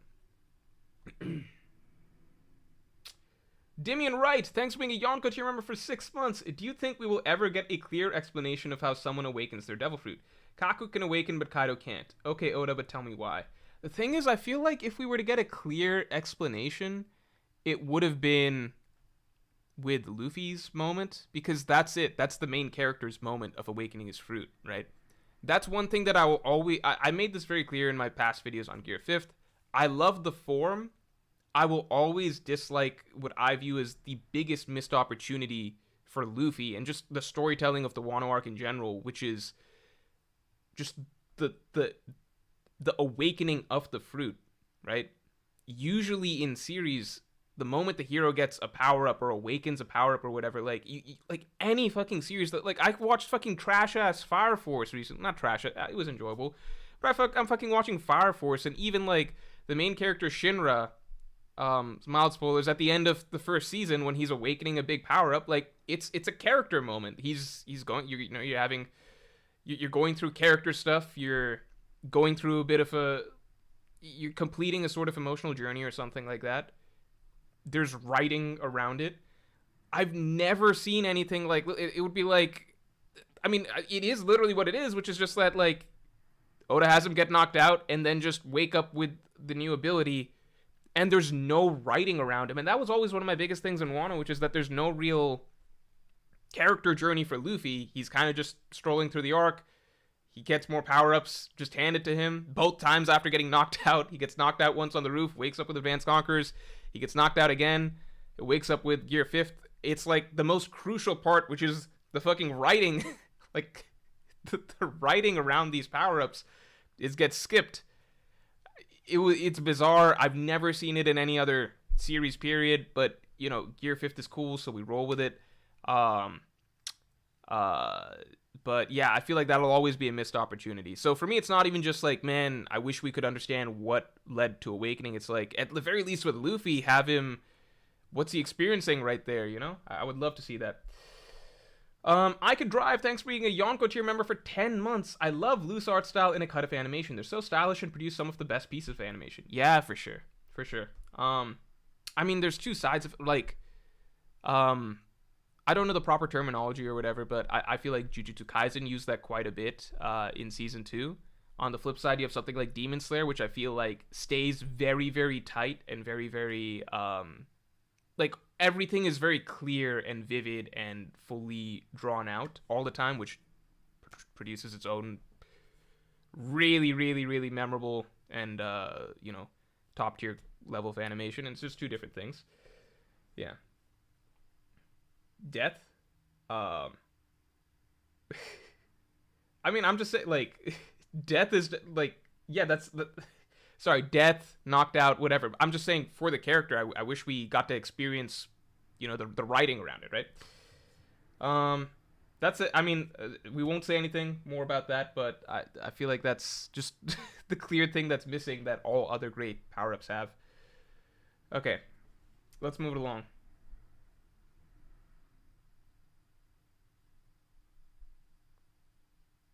Chillax Rita says Dragon Ball series do that type of shit. No, I mean, even Dragon Ball, like, the most iconic power-up ever, Super Saiyan, that was a character moment, right? That was Goku losing Krillin, and then he has a lot of dialogue and writing around that moment, which is actually uncharacteristic for him. That was probably the most real we'd ever seen Goku in the entire story up to that point. The dialogue that he has around that section of the story, and, like, what everything so far has meant to him and how he views Frieza, etc. All of that, right?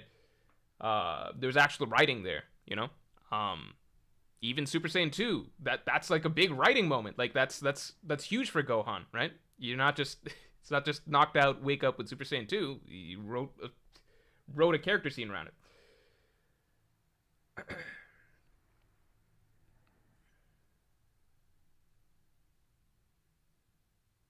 I Can Drive says Demon Slayer is more about the art style and composition than the animation itself, while Jujutsu Kaisen prioritizes its animation than art. Okay, interesting. That's a concise way to put it. Makes sense. Malik, thanks for the 10. Super Saiyan was never fully explained either. Went from one guy every 1,000 years to 6-year-olds half Saiyans pulling it out as a joke, and now back tingles. Yeah, I don't back tingles at Super. Yeah, I don't say anything about Super. I'm not as concerned about, like, you know, they changed the stories around Super Saiyan, etc. as time went on. But again, at least there was writing surrounding Super Saiyan 1, Super Saiyan 2, stuff like that. All right, let's go. But by the time it's like Super Saiyan God, Super Saiyan... Yeah, I agree that throughout it later on. All right. I'm not saying anything about Super. Super's whatever.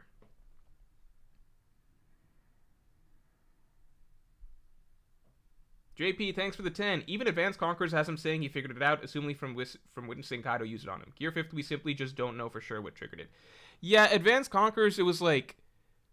I would have loved, again, if it was some sort of character thing for Luffy, like a lesson, like a character lesson, or some sort of like emotional thing that allowed him to tap into that. But that wasn't the... Like, for example, Zoro getting Advanced Conquerors Haki, there was an entire fucking chapter dedicated to the little character journey, the flashbacks, etc., that led to him unlocking Advanced Conquerors Haki.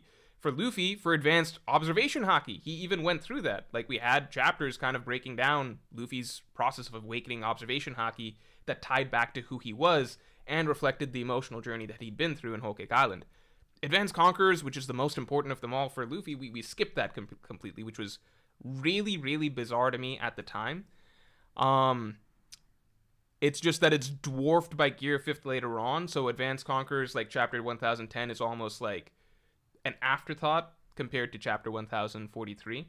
So I almost gloss over it. But then when rereading Wano, I was like, holy shit, this is really weird that Oda was just so casual and cavalier about Luffy waking up with it.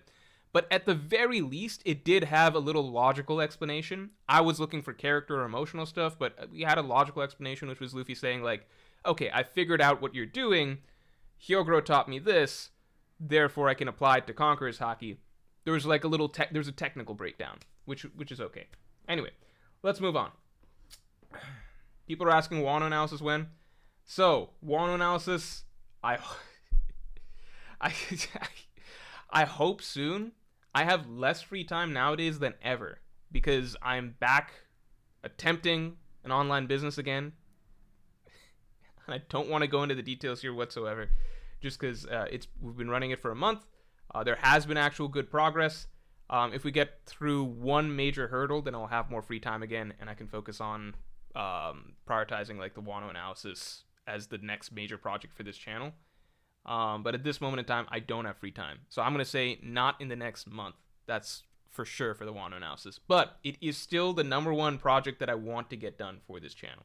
For sure. All right.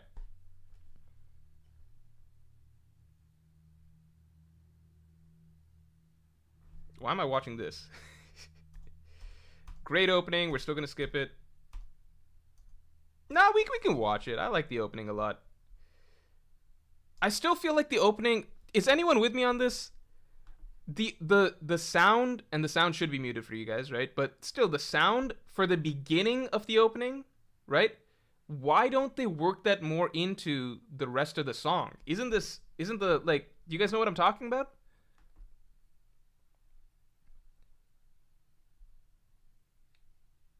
It's beautiful. I don't know why it's not worked into the rest of the song more. They just open with it and end with it, and it's like those are the two best parts of the song. I've never seen it. Like, why is it not using it throughout? I don't get it. Like, the rest of the song is okay. I mean, the rest of the song is good, but I don't think it's... I think it's the animation that really, really carries it. The rest of the song is good. It is a good song. No, I'm forgetting. The rest of the song is actually really good. I'm hitting the good parts now.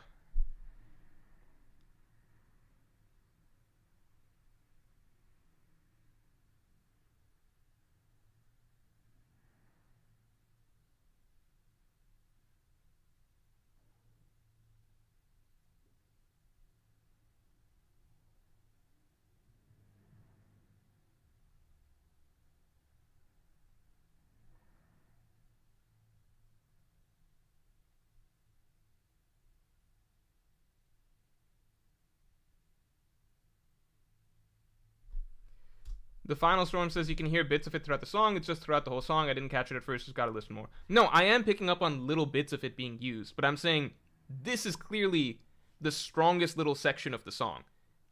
They could have built the entire thing around this, and it would have been a much more powerful opening. Because, I think the rest of the song is good, but just listen to the beginning bit and the ending bit, and it's clear that those two bits are elevated just in terms of emotion, power, chorus. I feel like it's clearly so much better than the entire middle section, which is, it feels more, the middle section is more just like good anime opening song. The beginning and the ending, it's like, holy shit, that is epic. I don't know why they did that. Attilio, thanks for the 2. The one who directed 1015 directed the new opening. Yeah, I was told. This is Ishitani, right? I mean, it fits. It makes total sense. Beautiful opening. Best animated One Piece opening ever. Easy. Theo Coolbert says, have you ever watched Attack on Titan? Yeah, I mean, I've watched the first 2 seasons. I still haven't finished Attack on Titan. And I've read everything that happens in season 3. Season 4 is where I have a large gap in knowledge. I know some of the stuff post spoilers, quick 30-second spoilers, 5-second spoilers. I know some of the stuff post time skip because I read some of the post time skip, but did not finish the series out. So that's for another time. Spoilers over.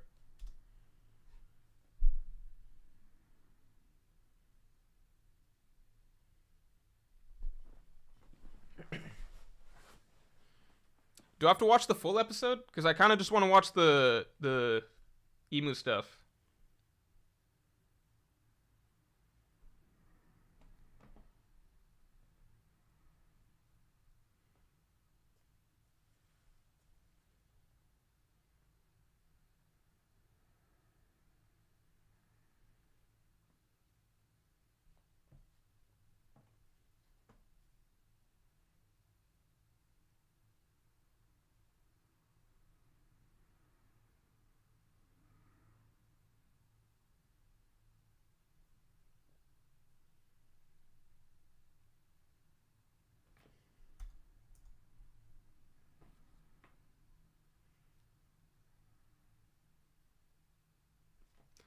You know what's fucked up? So Robin just said there's no clues at all to what happened to the last road poneglyph. You know what's fucked up is that Luffy,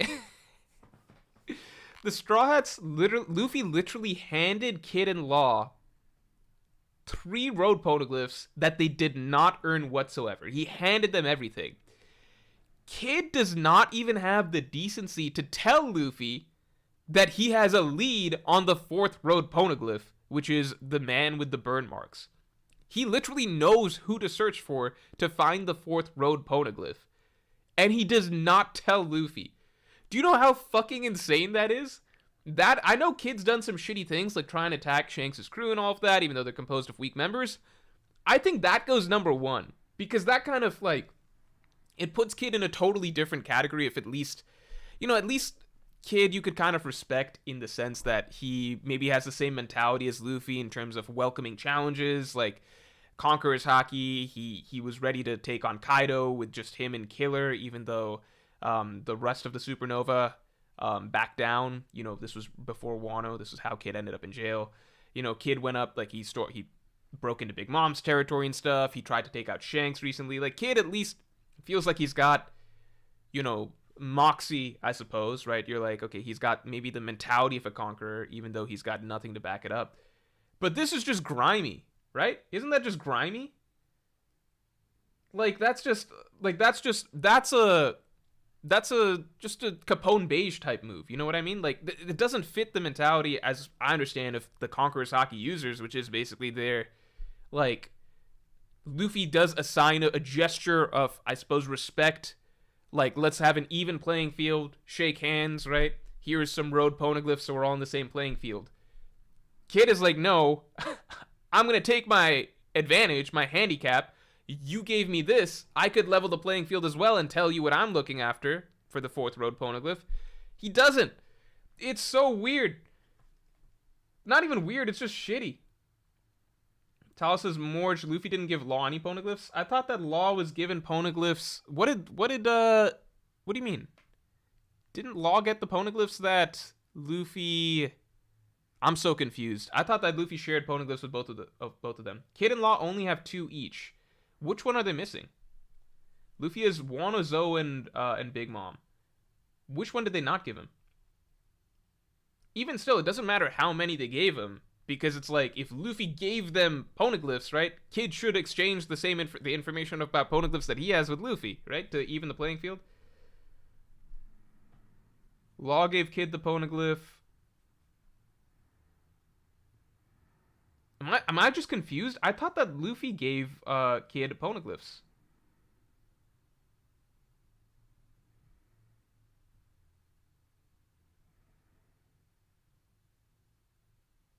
You know what? I'm so sorry then. I'm disrespecting Kid for no reason. For some reason, I thought Luffy was the one who gave the poneglyphs.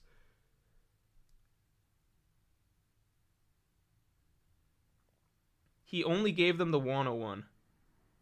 Oh, well then even still, if Luffy gave them any, then Kid should trade back a poneglyph information, right? Law never got a single poneglyph on his own. Luffy didn't give them shit. Law gave Kid the poneglyph. Law did. Ah, I see. Either way, Kid should tell Law where the Kid should tell Law where the next poneglyph is, right? I don't know. Shai says they all basically equally earned the Wano poneglyph. Holy shit, go back and reread the full thing. Because if you think... that's like saying they all deserve 3 billion berry bounties. That's like world government talk. Do you know how much more Luffy contributed to the Wano poneglyph? It can't even be measured. I don't even know what to say. Kid and Law at best took out one Yonko, right? Whereas Luffy and his crew took care of the entire fucking Beast Pirates. Luffy defeated Kaido. Granted, there was some assistance with Kaido, right? But Kid and Law obviously had the bomb go off. No need to... so they got lucky there. But obviously Kaido was the bigger threat of Kaido and Big Mom. The story was about taking out Kaido. Luffy was the one who fucking defeated Kaido. Law and Kid together split the second Yonko, the backup Yonko, the less important Yonko, while Luffy's crew wiped the floor with fucking the entire Beast Pirates empire, and Luffy's subordinates and the friends that he made and the allies that he made were responsible for winning the entire fucking war. Kid and Law's, if you took the entirety of what they had to deal with in the Onigashima battle, like Kaido, Big Mom, Tobiropo, Calamities, Numbers, Gifters, all the armed forces, all of that shit, right? If you took the entirety of it, right? Kid and Law together combined to contribute to defeating, I'd say, Big Mom on her own probably adds up to 20%. So together you give them each 10%. Luffy and his squad was the other 80%. All right? They did not equally earn shit. This is a it's a joke. Yeah, Luffy should have way more than 3 billion and they should have way less than 3 billion. Not even close to 3 billion. Kid at the very least has done nothing close to warranting 3 billion. That's fucking insane. 3 billion is the same fucking bounty that you give to admirals like Aokiji. I mean, it's I don't know. I don't even know what to say. Killer got Hawkins. You're right, because Hawkins adds up to 1% of the Onigashima forces, right? Let's say Hawkins contributes to 1%. Hawkins, mind you, was not even a Tobiropo. So, if we give fine, let's say Kid contributed to 11% of their success. I don't know. Billy Bob says Luffy would never reach Zoe without Law. Don't even play that game, because Law would be a corpse in Dressrosa if not for Luffy. Theo Gulper, thanks for the 5. 50 years later in the East Blue, yeah, I gave Pirate King, Luffy a poneglyph, Captain Mid. Alright. Doubt by Candace's Law's plan was to piss off Kaido, that's about it. Yeah. No, okay, no, yeah, no, I'm discrediting Law, that's true. I think I'm mostly directing rage towards Kid here, and then my natural dislike for Law bleeds into that. Law actually was pivotal to getting the ball for all of this rolling. His plan did lead to, what did it lead to? The plan contributed to fewer gifters on Kaido's side at the end, right? Because they helped sabotage the Smile, Sad production, etc. They helped Smile, yeah. So it helped. I mean, does it really matter? Because it's in 2 weeks, like, between them. How much did sabotaging Smile even help them win the war? Because between the time that they sabotaged Smile and then the time that they went to fight Kaido, it was like another 3 weeks between that first and the Onigashima battle. So it's like we helped stop, I guess, 3 more. Like, Kaido's been producing Smile for like years, right? So they helped stop 3 more weeks of Smile production. Was that pivotal? I mean, if anything, that fucked them because, like, that hurt them because at the end of the day, Tama was making the Gifters their own allied forces. So even if they had more Smile users on their side, it would have just actually contributed to the protagonist winning regardless. So I don't know if Law's plan actually helped anything there. And then once we hit Wano, it became mostly Kinemon's plan. But Law helped with some stuff. I forget exactly what it was, but before they entered Onigashima, Law had a better idea for how they could circle around behind or something like that. I don't know how much that played a role, but I think it kind of did. I think that was how the Scabbards were able to get the jump on Kaido. That stuff didn't matter, though. Law's plan, I'll say, contributed to another 1%. We'll give Kid another 1%, Law another 1%. They both contributed to 22% of the success of Onigashima. Total, combined. So they both individually contributed 11%. They did not earn those poneglyphs whatsoever. Not even in the slightest, alright? They certainly did not earn their bounties. Kid and Law should be 2 bill max.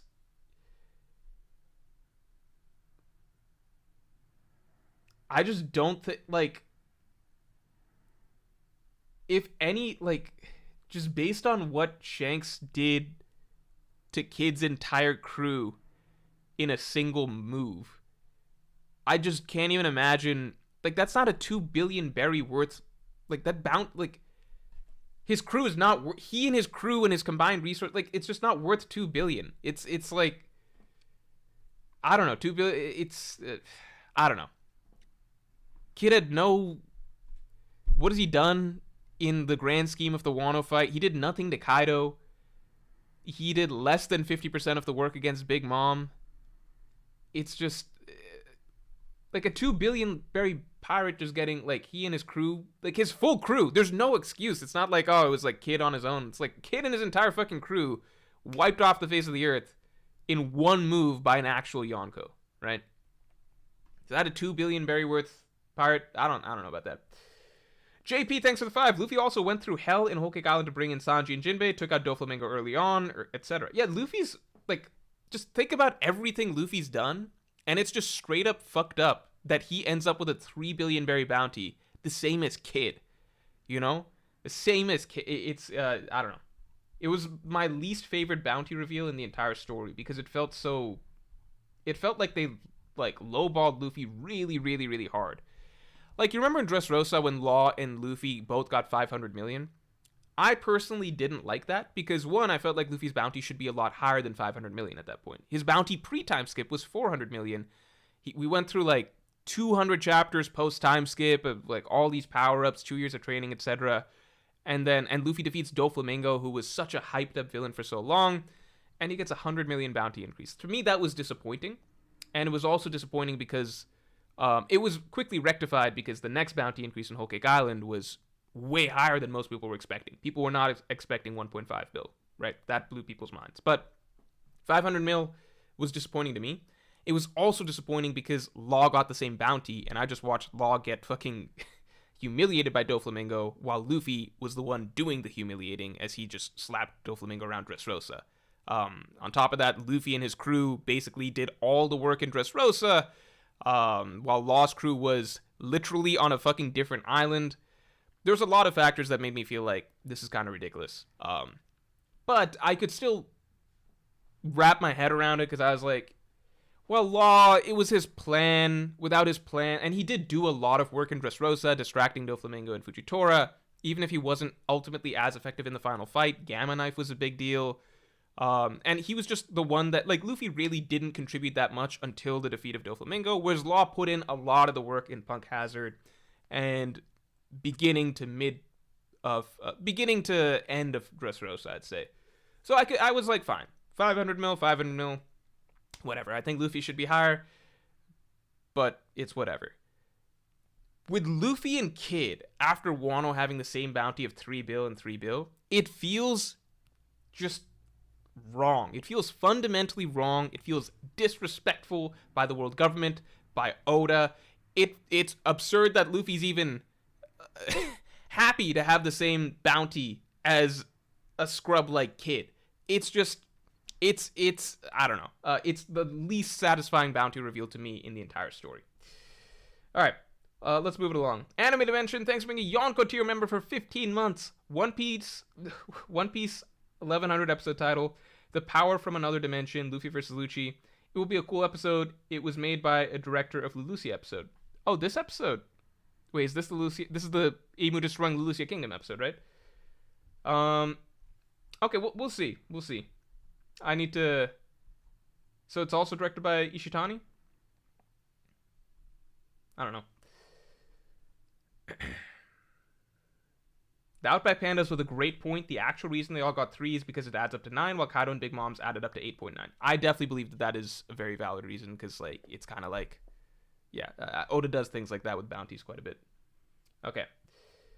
Theo Colbert, thanks for the 10. Maybe Kid's bounty is so disproportionate because the world government thinks they're still in an alliance, so they will pay 3 bill to capture Law so they can bait Law and Luffy into saving Kid. No, it was a couple reasons. It was something like, I'm gonna play it in a second. Yeah, no, I mean, I agree with the logic that, like, the world government is trying to downplay Luffy a little bit, I guess, because of the Nika stuff. And also just the general, they don't know the details of who contributed that much, etc. So 3 bill all around. I get it. I feel like it's very weak. But to me, the bigger thing is, like, it's not even about how much you can make the logic kind of work. It's just, is it satisfying story-wise to read Luffy getting a 3 bill bounty after all that? To me, it's not. So, anyway.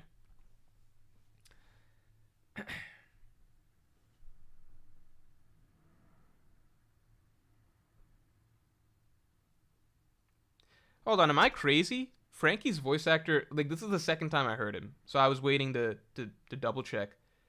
Am I crazy? His voice actor sounds different than it did when I used to watch. Am I crazy? It sounds different. It sounds like he's eating something. Like, that might sound weird, but it just sounds like he has something in his mouth or something. I don't know. It sounds a little different unless I'm totally forgetting, but his voice actor sounds different to me now. I'm going to have to play 2 clips later and just compare. The Final Storm, thanks for the 5. Kid had a bounty when Killer didn't get anything. Kid wouldn't have stopped Big Mom without his right hand saving him from Hawkins. Killer carried. Killer didn't get a bounty? Did Killer not get a bounty increase? Killer didn't get a bounty increase? That's crazy. Yeah, Killer looked a lot more... Like, it's not even the Killer saved him from Big Mom. Out of the 5 people on the rooftop, there's only 1 character that did not do any damage to Kaido, even though they all specifically showed up to fight Kaido. That's who they had their motivations, their intent on defeating. The only character of the rooftop 5 that did no damage to Kaido whatsoever was Kid, whose own fucking subordinate, his own subordinate managed to damage Kaido. That was baffling to me. I was like, I don't know. I don't know. All right, let's keep it moving. Okay. Oh, is Frankie ill and not able to... Okay, I didn't know that. I was just curious if I was crazy or if I was imagining something.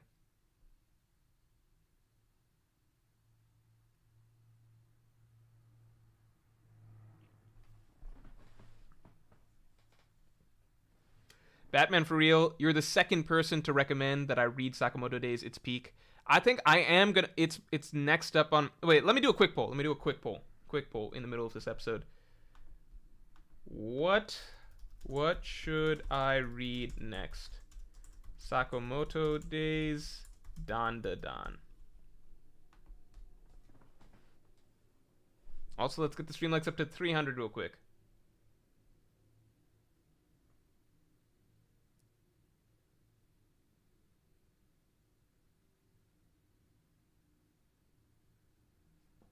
Sakamoto Days. Okay, interesting. I'll give it a couple seconds. Dandadan's getting a few more votes.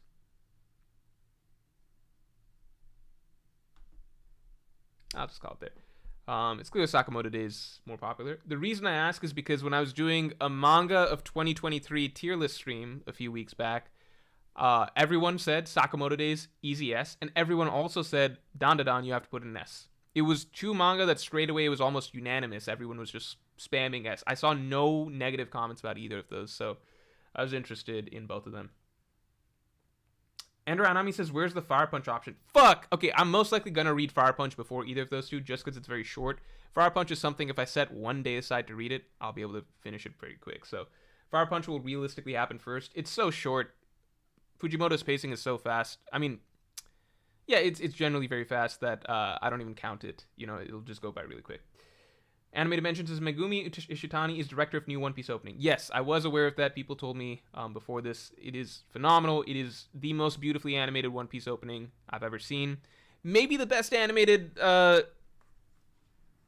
I mean, I'm not an expert on anime openings because I tend to skip most of them.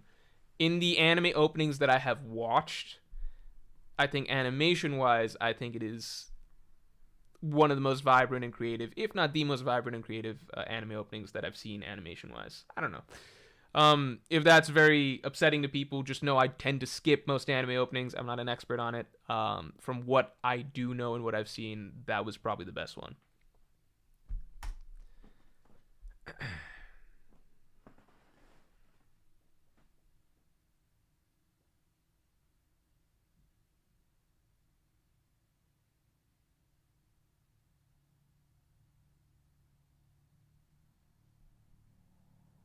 Pokemon Adventures. Do I read Jujutsu Kaisen? Not since the big event ended. I read a little bit afterwards, and I kind of tune in, and I see the leaks and stuff like that. Like, I kind of know the gist of what's going on. Like, I actually know exactly what happened in the last couple of chapters, basically, and who's fighting who.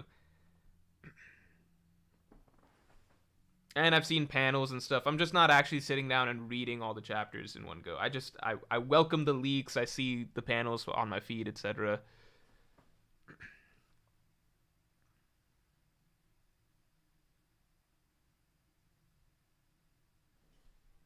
No, I'm a big Pokemon Adventures fan. I don't need to read that. I'm far in there. Mhm.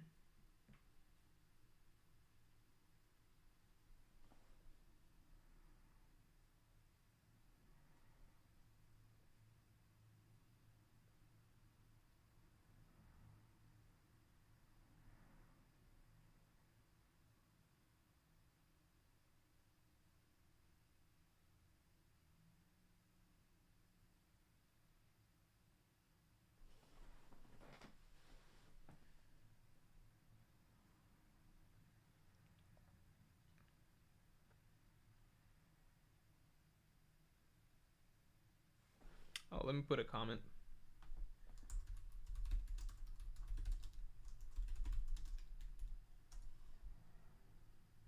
I'm gonna pin this.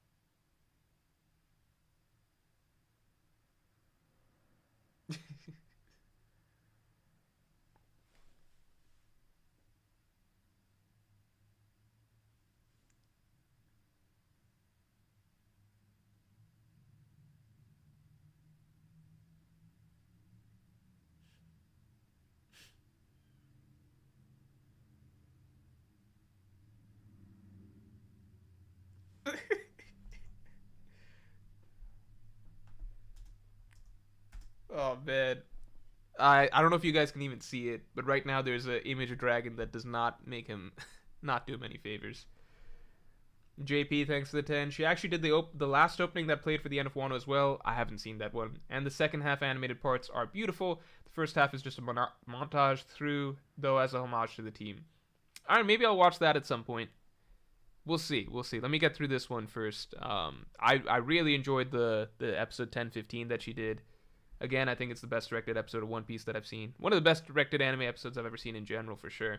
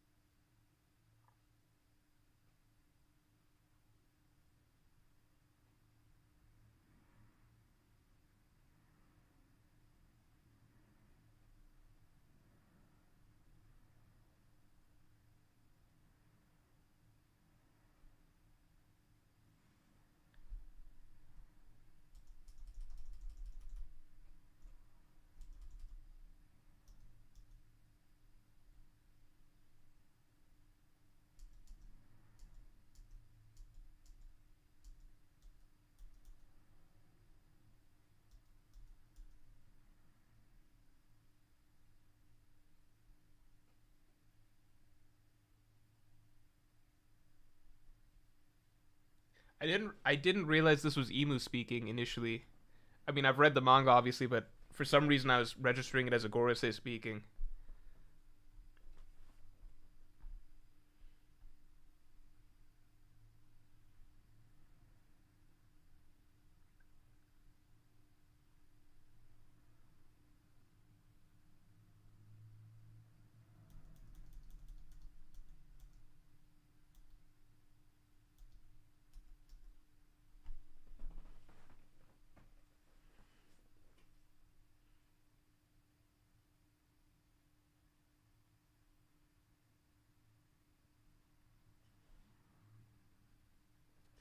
It is the Gorosei, right? It is the Gorosei because it sounded like the Gorosei's voice. Okay.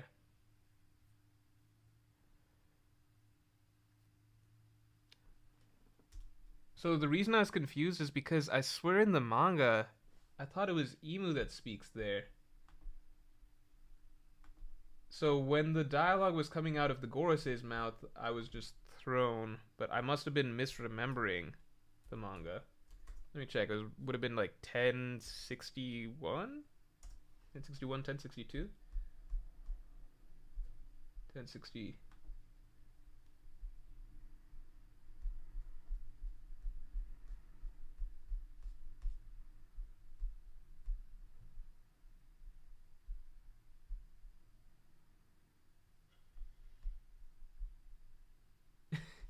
Okay, so then I've had it wrong the entire time. This entire time I've thought that Emu said those words in the manga, but yeah, going back to check, it was the Gorosei.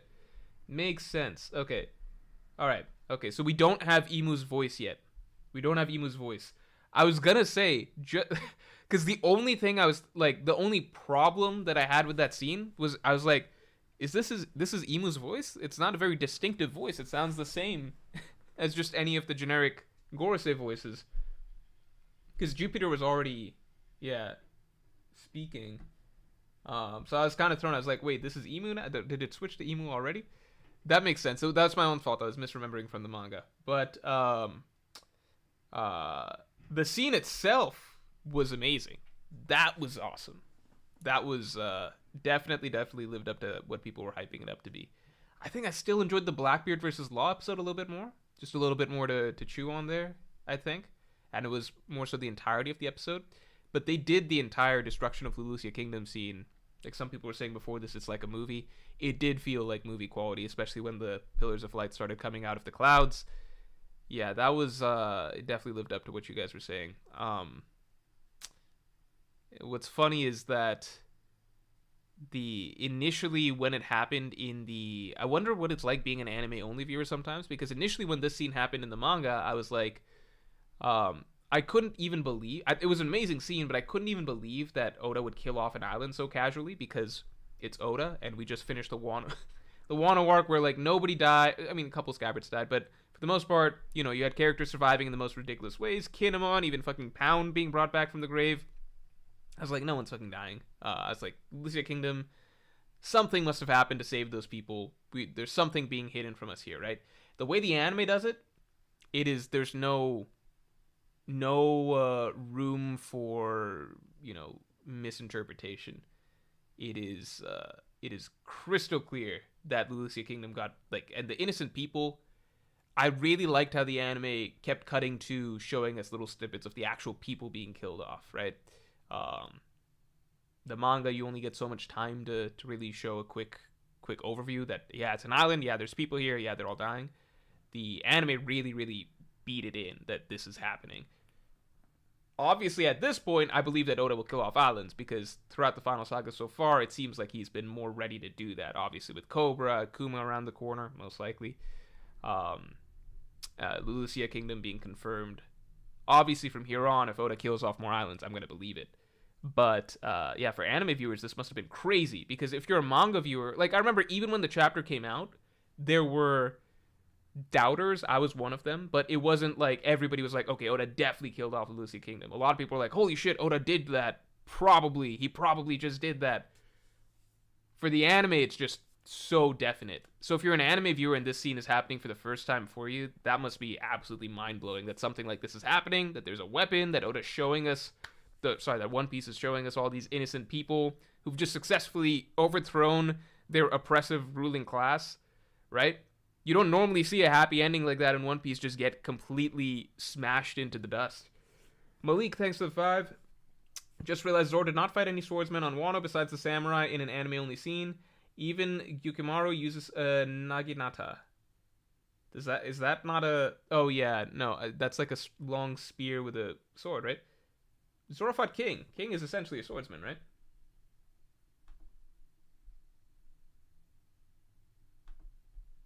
Do I have to watch the rest of this episode? Yeah, the anime definitely did this scene more dramatically, for sure. For sure. Yeah, 2 Vegapunks died. I wasn't going to mention the Vegapunks because I don't know how much you count them as characters actually dying. Vish Ahuja says, I'm so depressed the Niners lost. Yeah, I know a lot of people were rooting against the Chiefs. I had no horse in the race. Stay curious, thanks for the 5. Do you think Oda will reveal Emu before Chapter 1085 gets animated with Emu's voice? What's the timeline on that? How many episodes do we have till 1085? We've got... So they just animated episode... They just animated 1064, right? So let's say 20 episodes. 20 episodes, kind of. 20 episodes. Yeah, I think we could get Emu in that time, because I feel like we will get the reveal of Emu by the end of, like, after Egghead closes. I think that'll be a good time. Yes, next part is better. Okay, next part is better. What do you mean next part is better?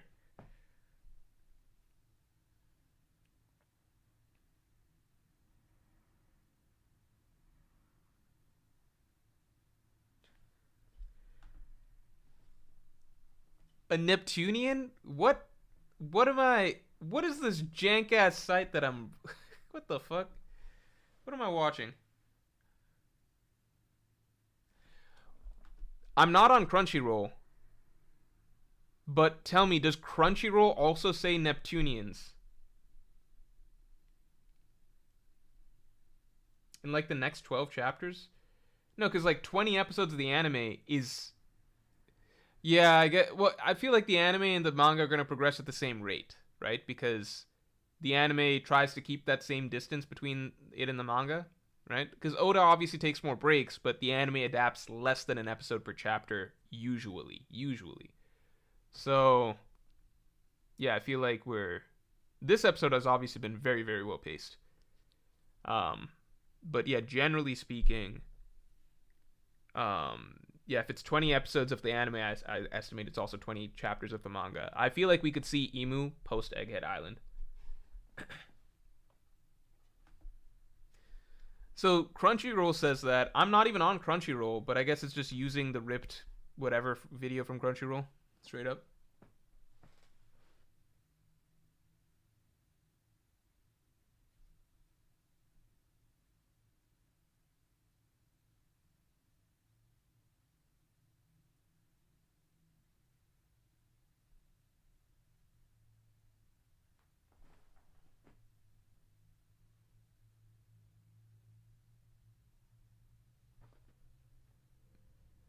Yeah, this is really well animated for this random getting to Egghead Island scene.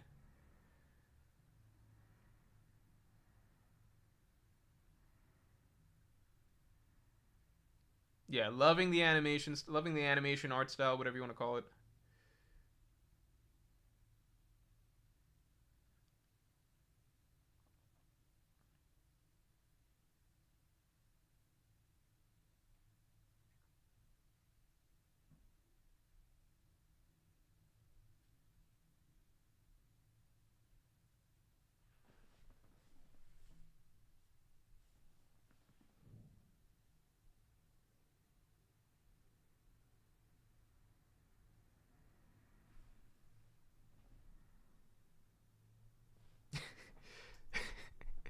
Thank God they've got their genius best of the world navigator here. Maybe it's a harsh winter island that we're going to, she says.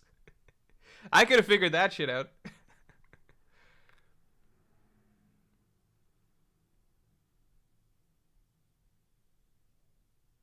All right, if this is filler scenes, I'm gonna skip through. I don't know why people told me I have to watch the rest of this episode.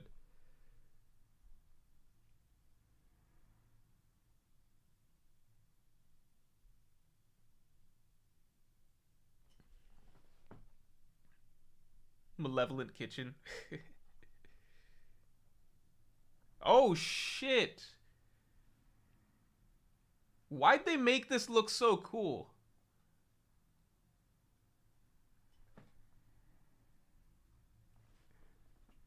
Why is this so cool? What the fuck? Okay. So I understand. I'm assuming that it's because they had Ishitani direct this episode, animate this episode, whatever, which means that she did the entire episode, right? Could they not have just had her work on that Lulusia Kingdom bit and then had her spend her time elsewhere on like another episode or something like that to do another really good scene? Why are they going so hard for this? This is the most random shit ever. If I'm an anime only and I'm watching this, in my mind, I'm like, holy shit, they just found the legendary ancient weapon Uranus or something here. In my mind, I'm like, this must be like a huge clue to the One Piece or something like this. What the fuck is going on? Like, NL's back or something's happening. This is beautiful. What's going on here? Did they find Atlantis? Did they find a path to the moon? What is happening here? You know how fucking disappointed I would be if I'm an anime only, and they're gonna spend 5 minutes hyping this up, and fucking Jewelry Bonnie pops out of here. Nowadays we love Bonnie, but at this point in time, if you told me this is one of the random fucking supernova, I would have been fucking pissed.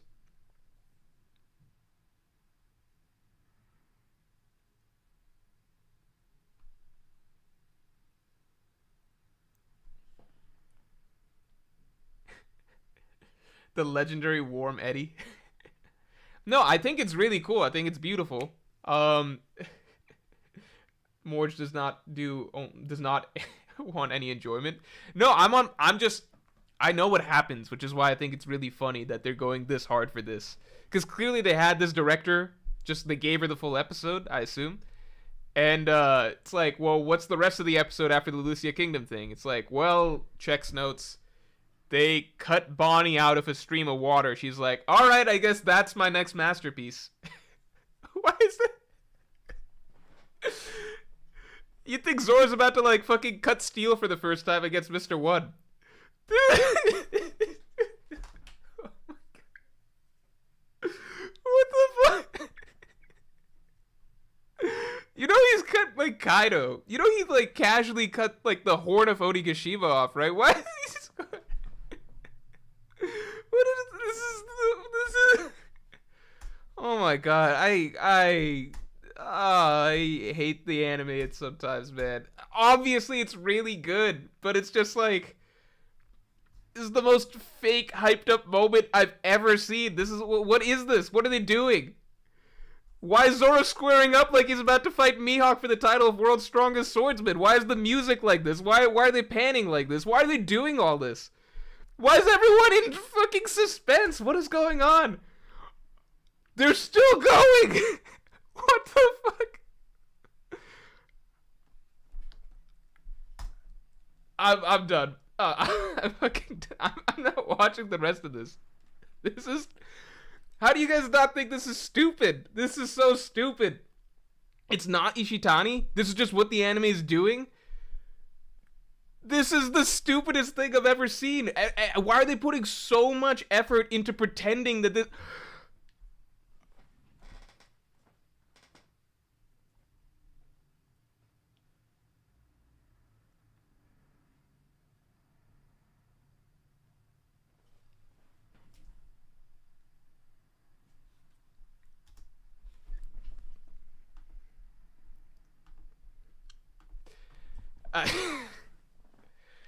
All right, I'm done, man. I can't do that. It's too stupid. It's too stupid. All right.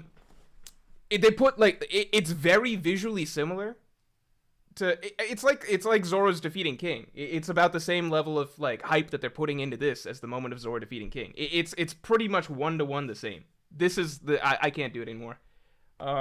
It is visually beautiful, beautifully directed, but the stupidity of it outweighs what they're putting on screen. I don't know. Yeah, I can't do it. We will not be watching the anime in the future. I wonder what next. Would it be like Luffy fighting the hologram in Vegapunk's lab? I wonder how much effort they're gonna put into that. All right, hater. How can you guys enjoy that? What, like, are you serious? It's like, how can you not laugh watching something like that? It's Zoro cutting. It's literally Zoro cutting a stream of water that they're treating like it's basically him versus King because they need to pad out the runtime. It's insane. I don't get it. I don't get it. All right. But it's just like, how do you take anything seriously? It's like, what do you? Sanji passes Luffy a cookie or something. A million cuts, a million pans, a million, I don't know, like, orchestra rises, like, yeah, you can animate it beautifully, but if you're just overdoing how dramatic it is, isn't it just dumb? I don't know what to say. All right. It does look good. It does look good. But, you know, if it's how do you, it looks great. It looks great. It ain't that deep, but it's just, I know, it's just, how can you watch it without finding it ridiculous? I don't know. All right. We need that reboot analysis, Meek. I agree. I 100% agree. All right. K-Maya says Toei didn't do that to Pad. They did it because Zoro. I don't know. I mean, I like to think that they'll give other, do they do that for other characters? I don't actually know.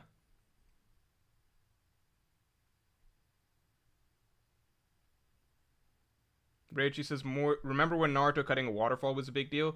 See, the thing is, at least in Naruto, like, if this was pre-time skip Zoro cutting the Warm Eddy, I would think that that's, like, maybe, like, if it's East Blue Zoro, I think that that's, like, a big deal. Once you're getting to, like, Enies Lobby and stuff, you're kind of pushing it, but it's still kind of a big deal. Like, Zoro cutting that train was a cool shot. This is post-time skip Zoro. That was chopping up Onigashima's skull like it was nothing. That cut Kaido, who was uncuttable. That cut King. Like, it's just, this is just water. It's just water. Why is it glowing gold? Why are they treating it like the One Piece is hidden inside there? I don't know what to say.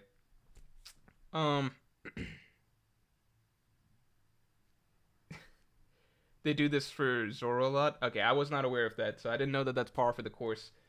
But yeah, everything else, beautiful. Lucia Kingdom, the destruction of that, beautiful. Like, again, it's when the artistry and the effort fits with what's actually going on in the narrative, right? Because otherwise, if you hype every little thing, that it's just, this is, at a certain point, it's just like, it feels like soap opera, you know what I mean? It's just a little bit too anime cringe at a certain point. But Lucia Kingdom, amazing. The episode I just watched, 1093, beautiful. That was an amazing fight scene that we just saw. 1093, Blackbeard versus Law. Yeah, I think everything else, I will probably not be watching the One Piece anime. I don't know, maybe. If there's another really good episode that comes out, I might give it a shot. Because I do really like the Egghead style. The Egghead style is beautiful. It's just a pleasure to watch. Egghead, as you know, has turned into my favorite post-time skip arc so far. I think it depends how it nails the ending, right? Because we're getting into weird territory with where Kuma's story goes. So, assuming it nails the ending, it's my favorite post-time skip arc. So maybe I'll watch more of the anime down the line. Let's see. Maybe I feel like watching the next episode. I don't know. Because I did have fun watching the One Piece anime again. We'll see. We'll see. We'll see about it. Maybe I might do at least popular episodes in the future. I don't know. Alright, guys. Thank you very much for tuning in. Thanks for pressuring me to watch 1089 as well, because I really like the Lucia Kingdom scene. Eric, shouts to you if you're still in chat for animating the latest episode. And again, I've said a lot about it, but I thought the fight scene was amazing. Thought very, very stylish. Thought some very, very interesting creative decisions with how they portrayed Blackbeard and Law's abilities. So yeah, again, thanks for tuning in, everybody. And yeah, maybe we do more anime stuff in the future. I don't know. The style of the arc really is drawing me in.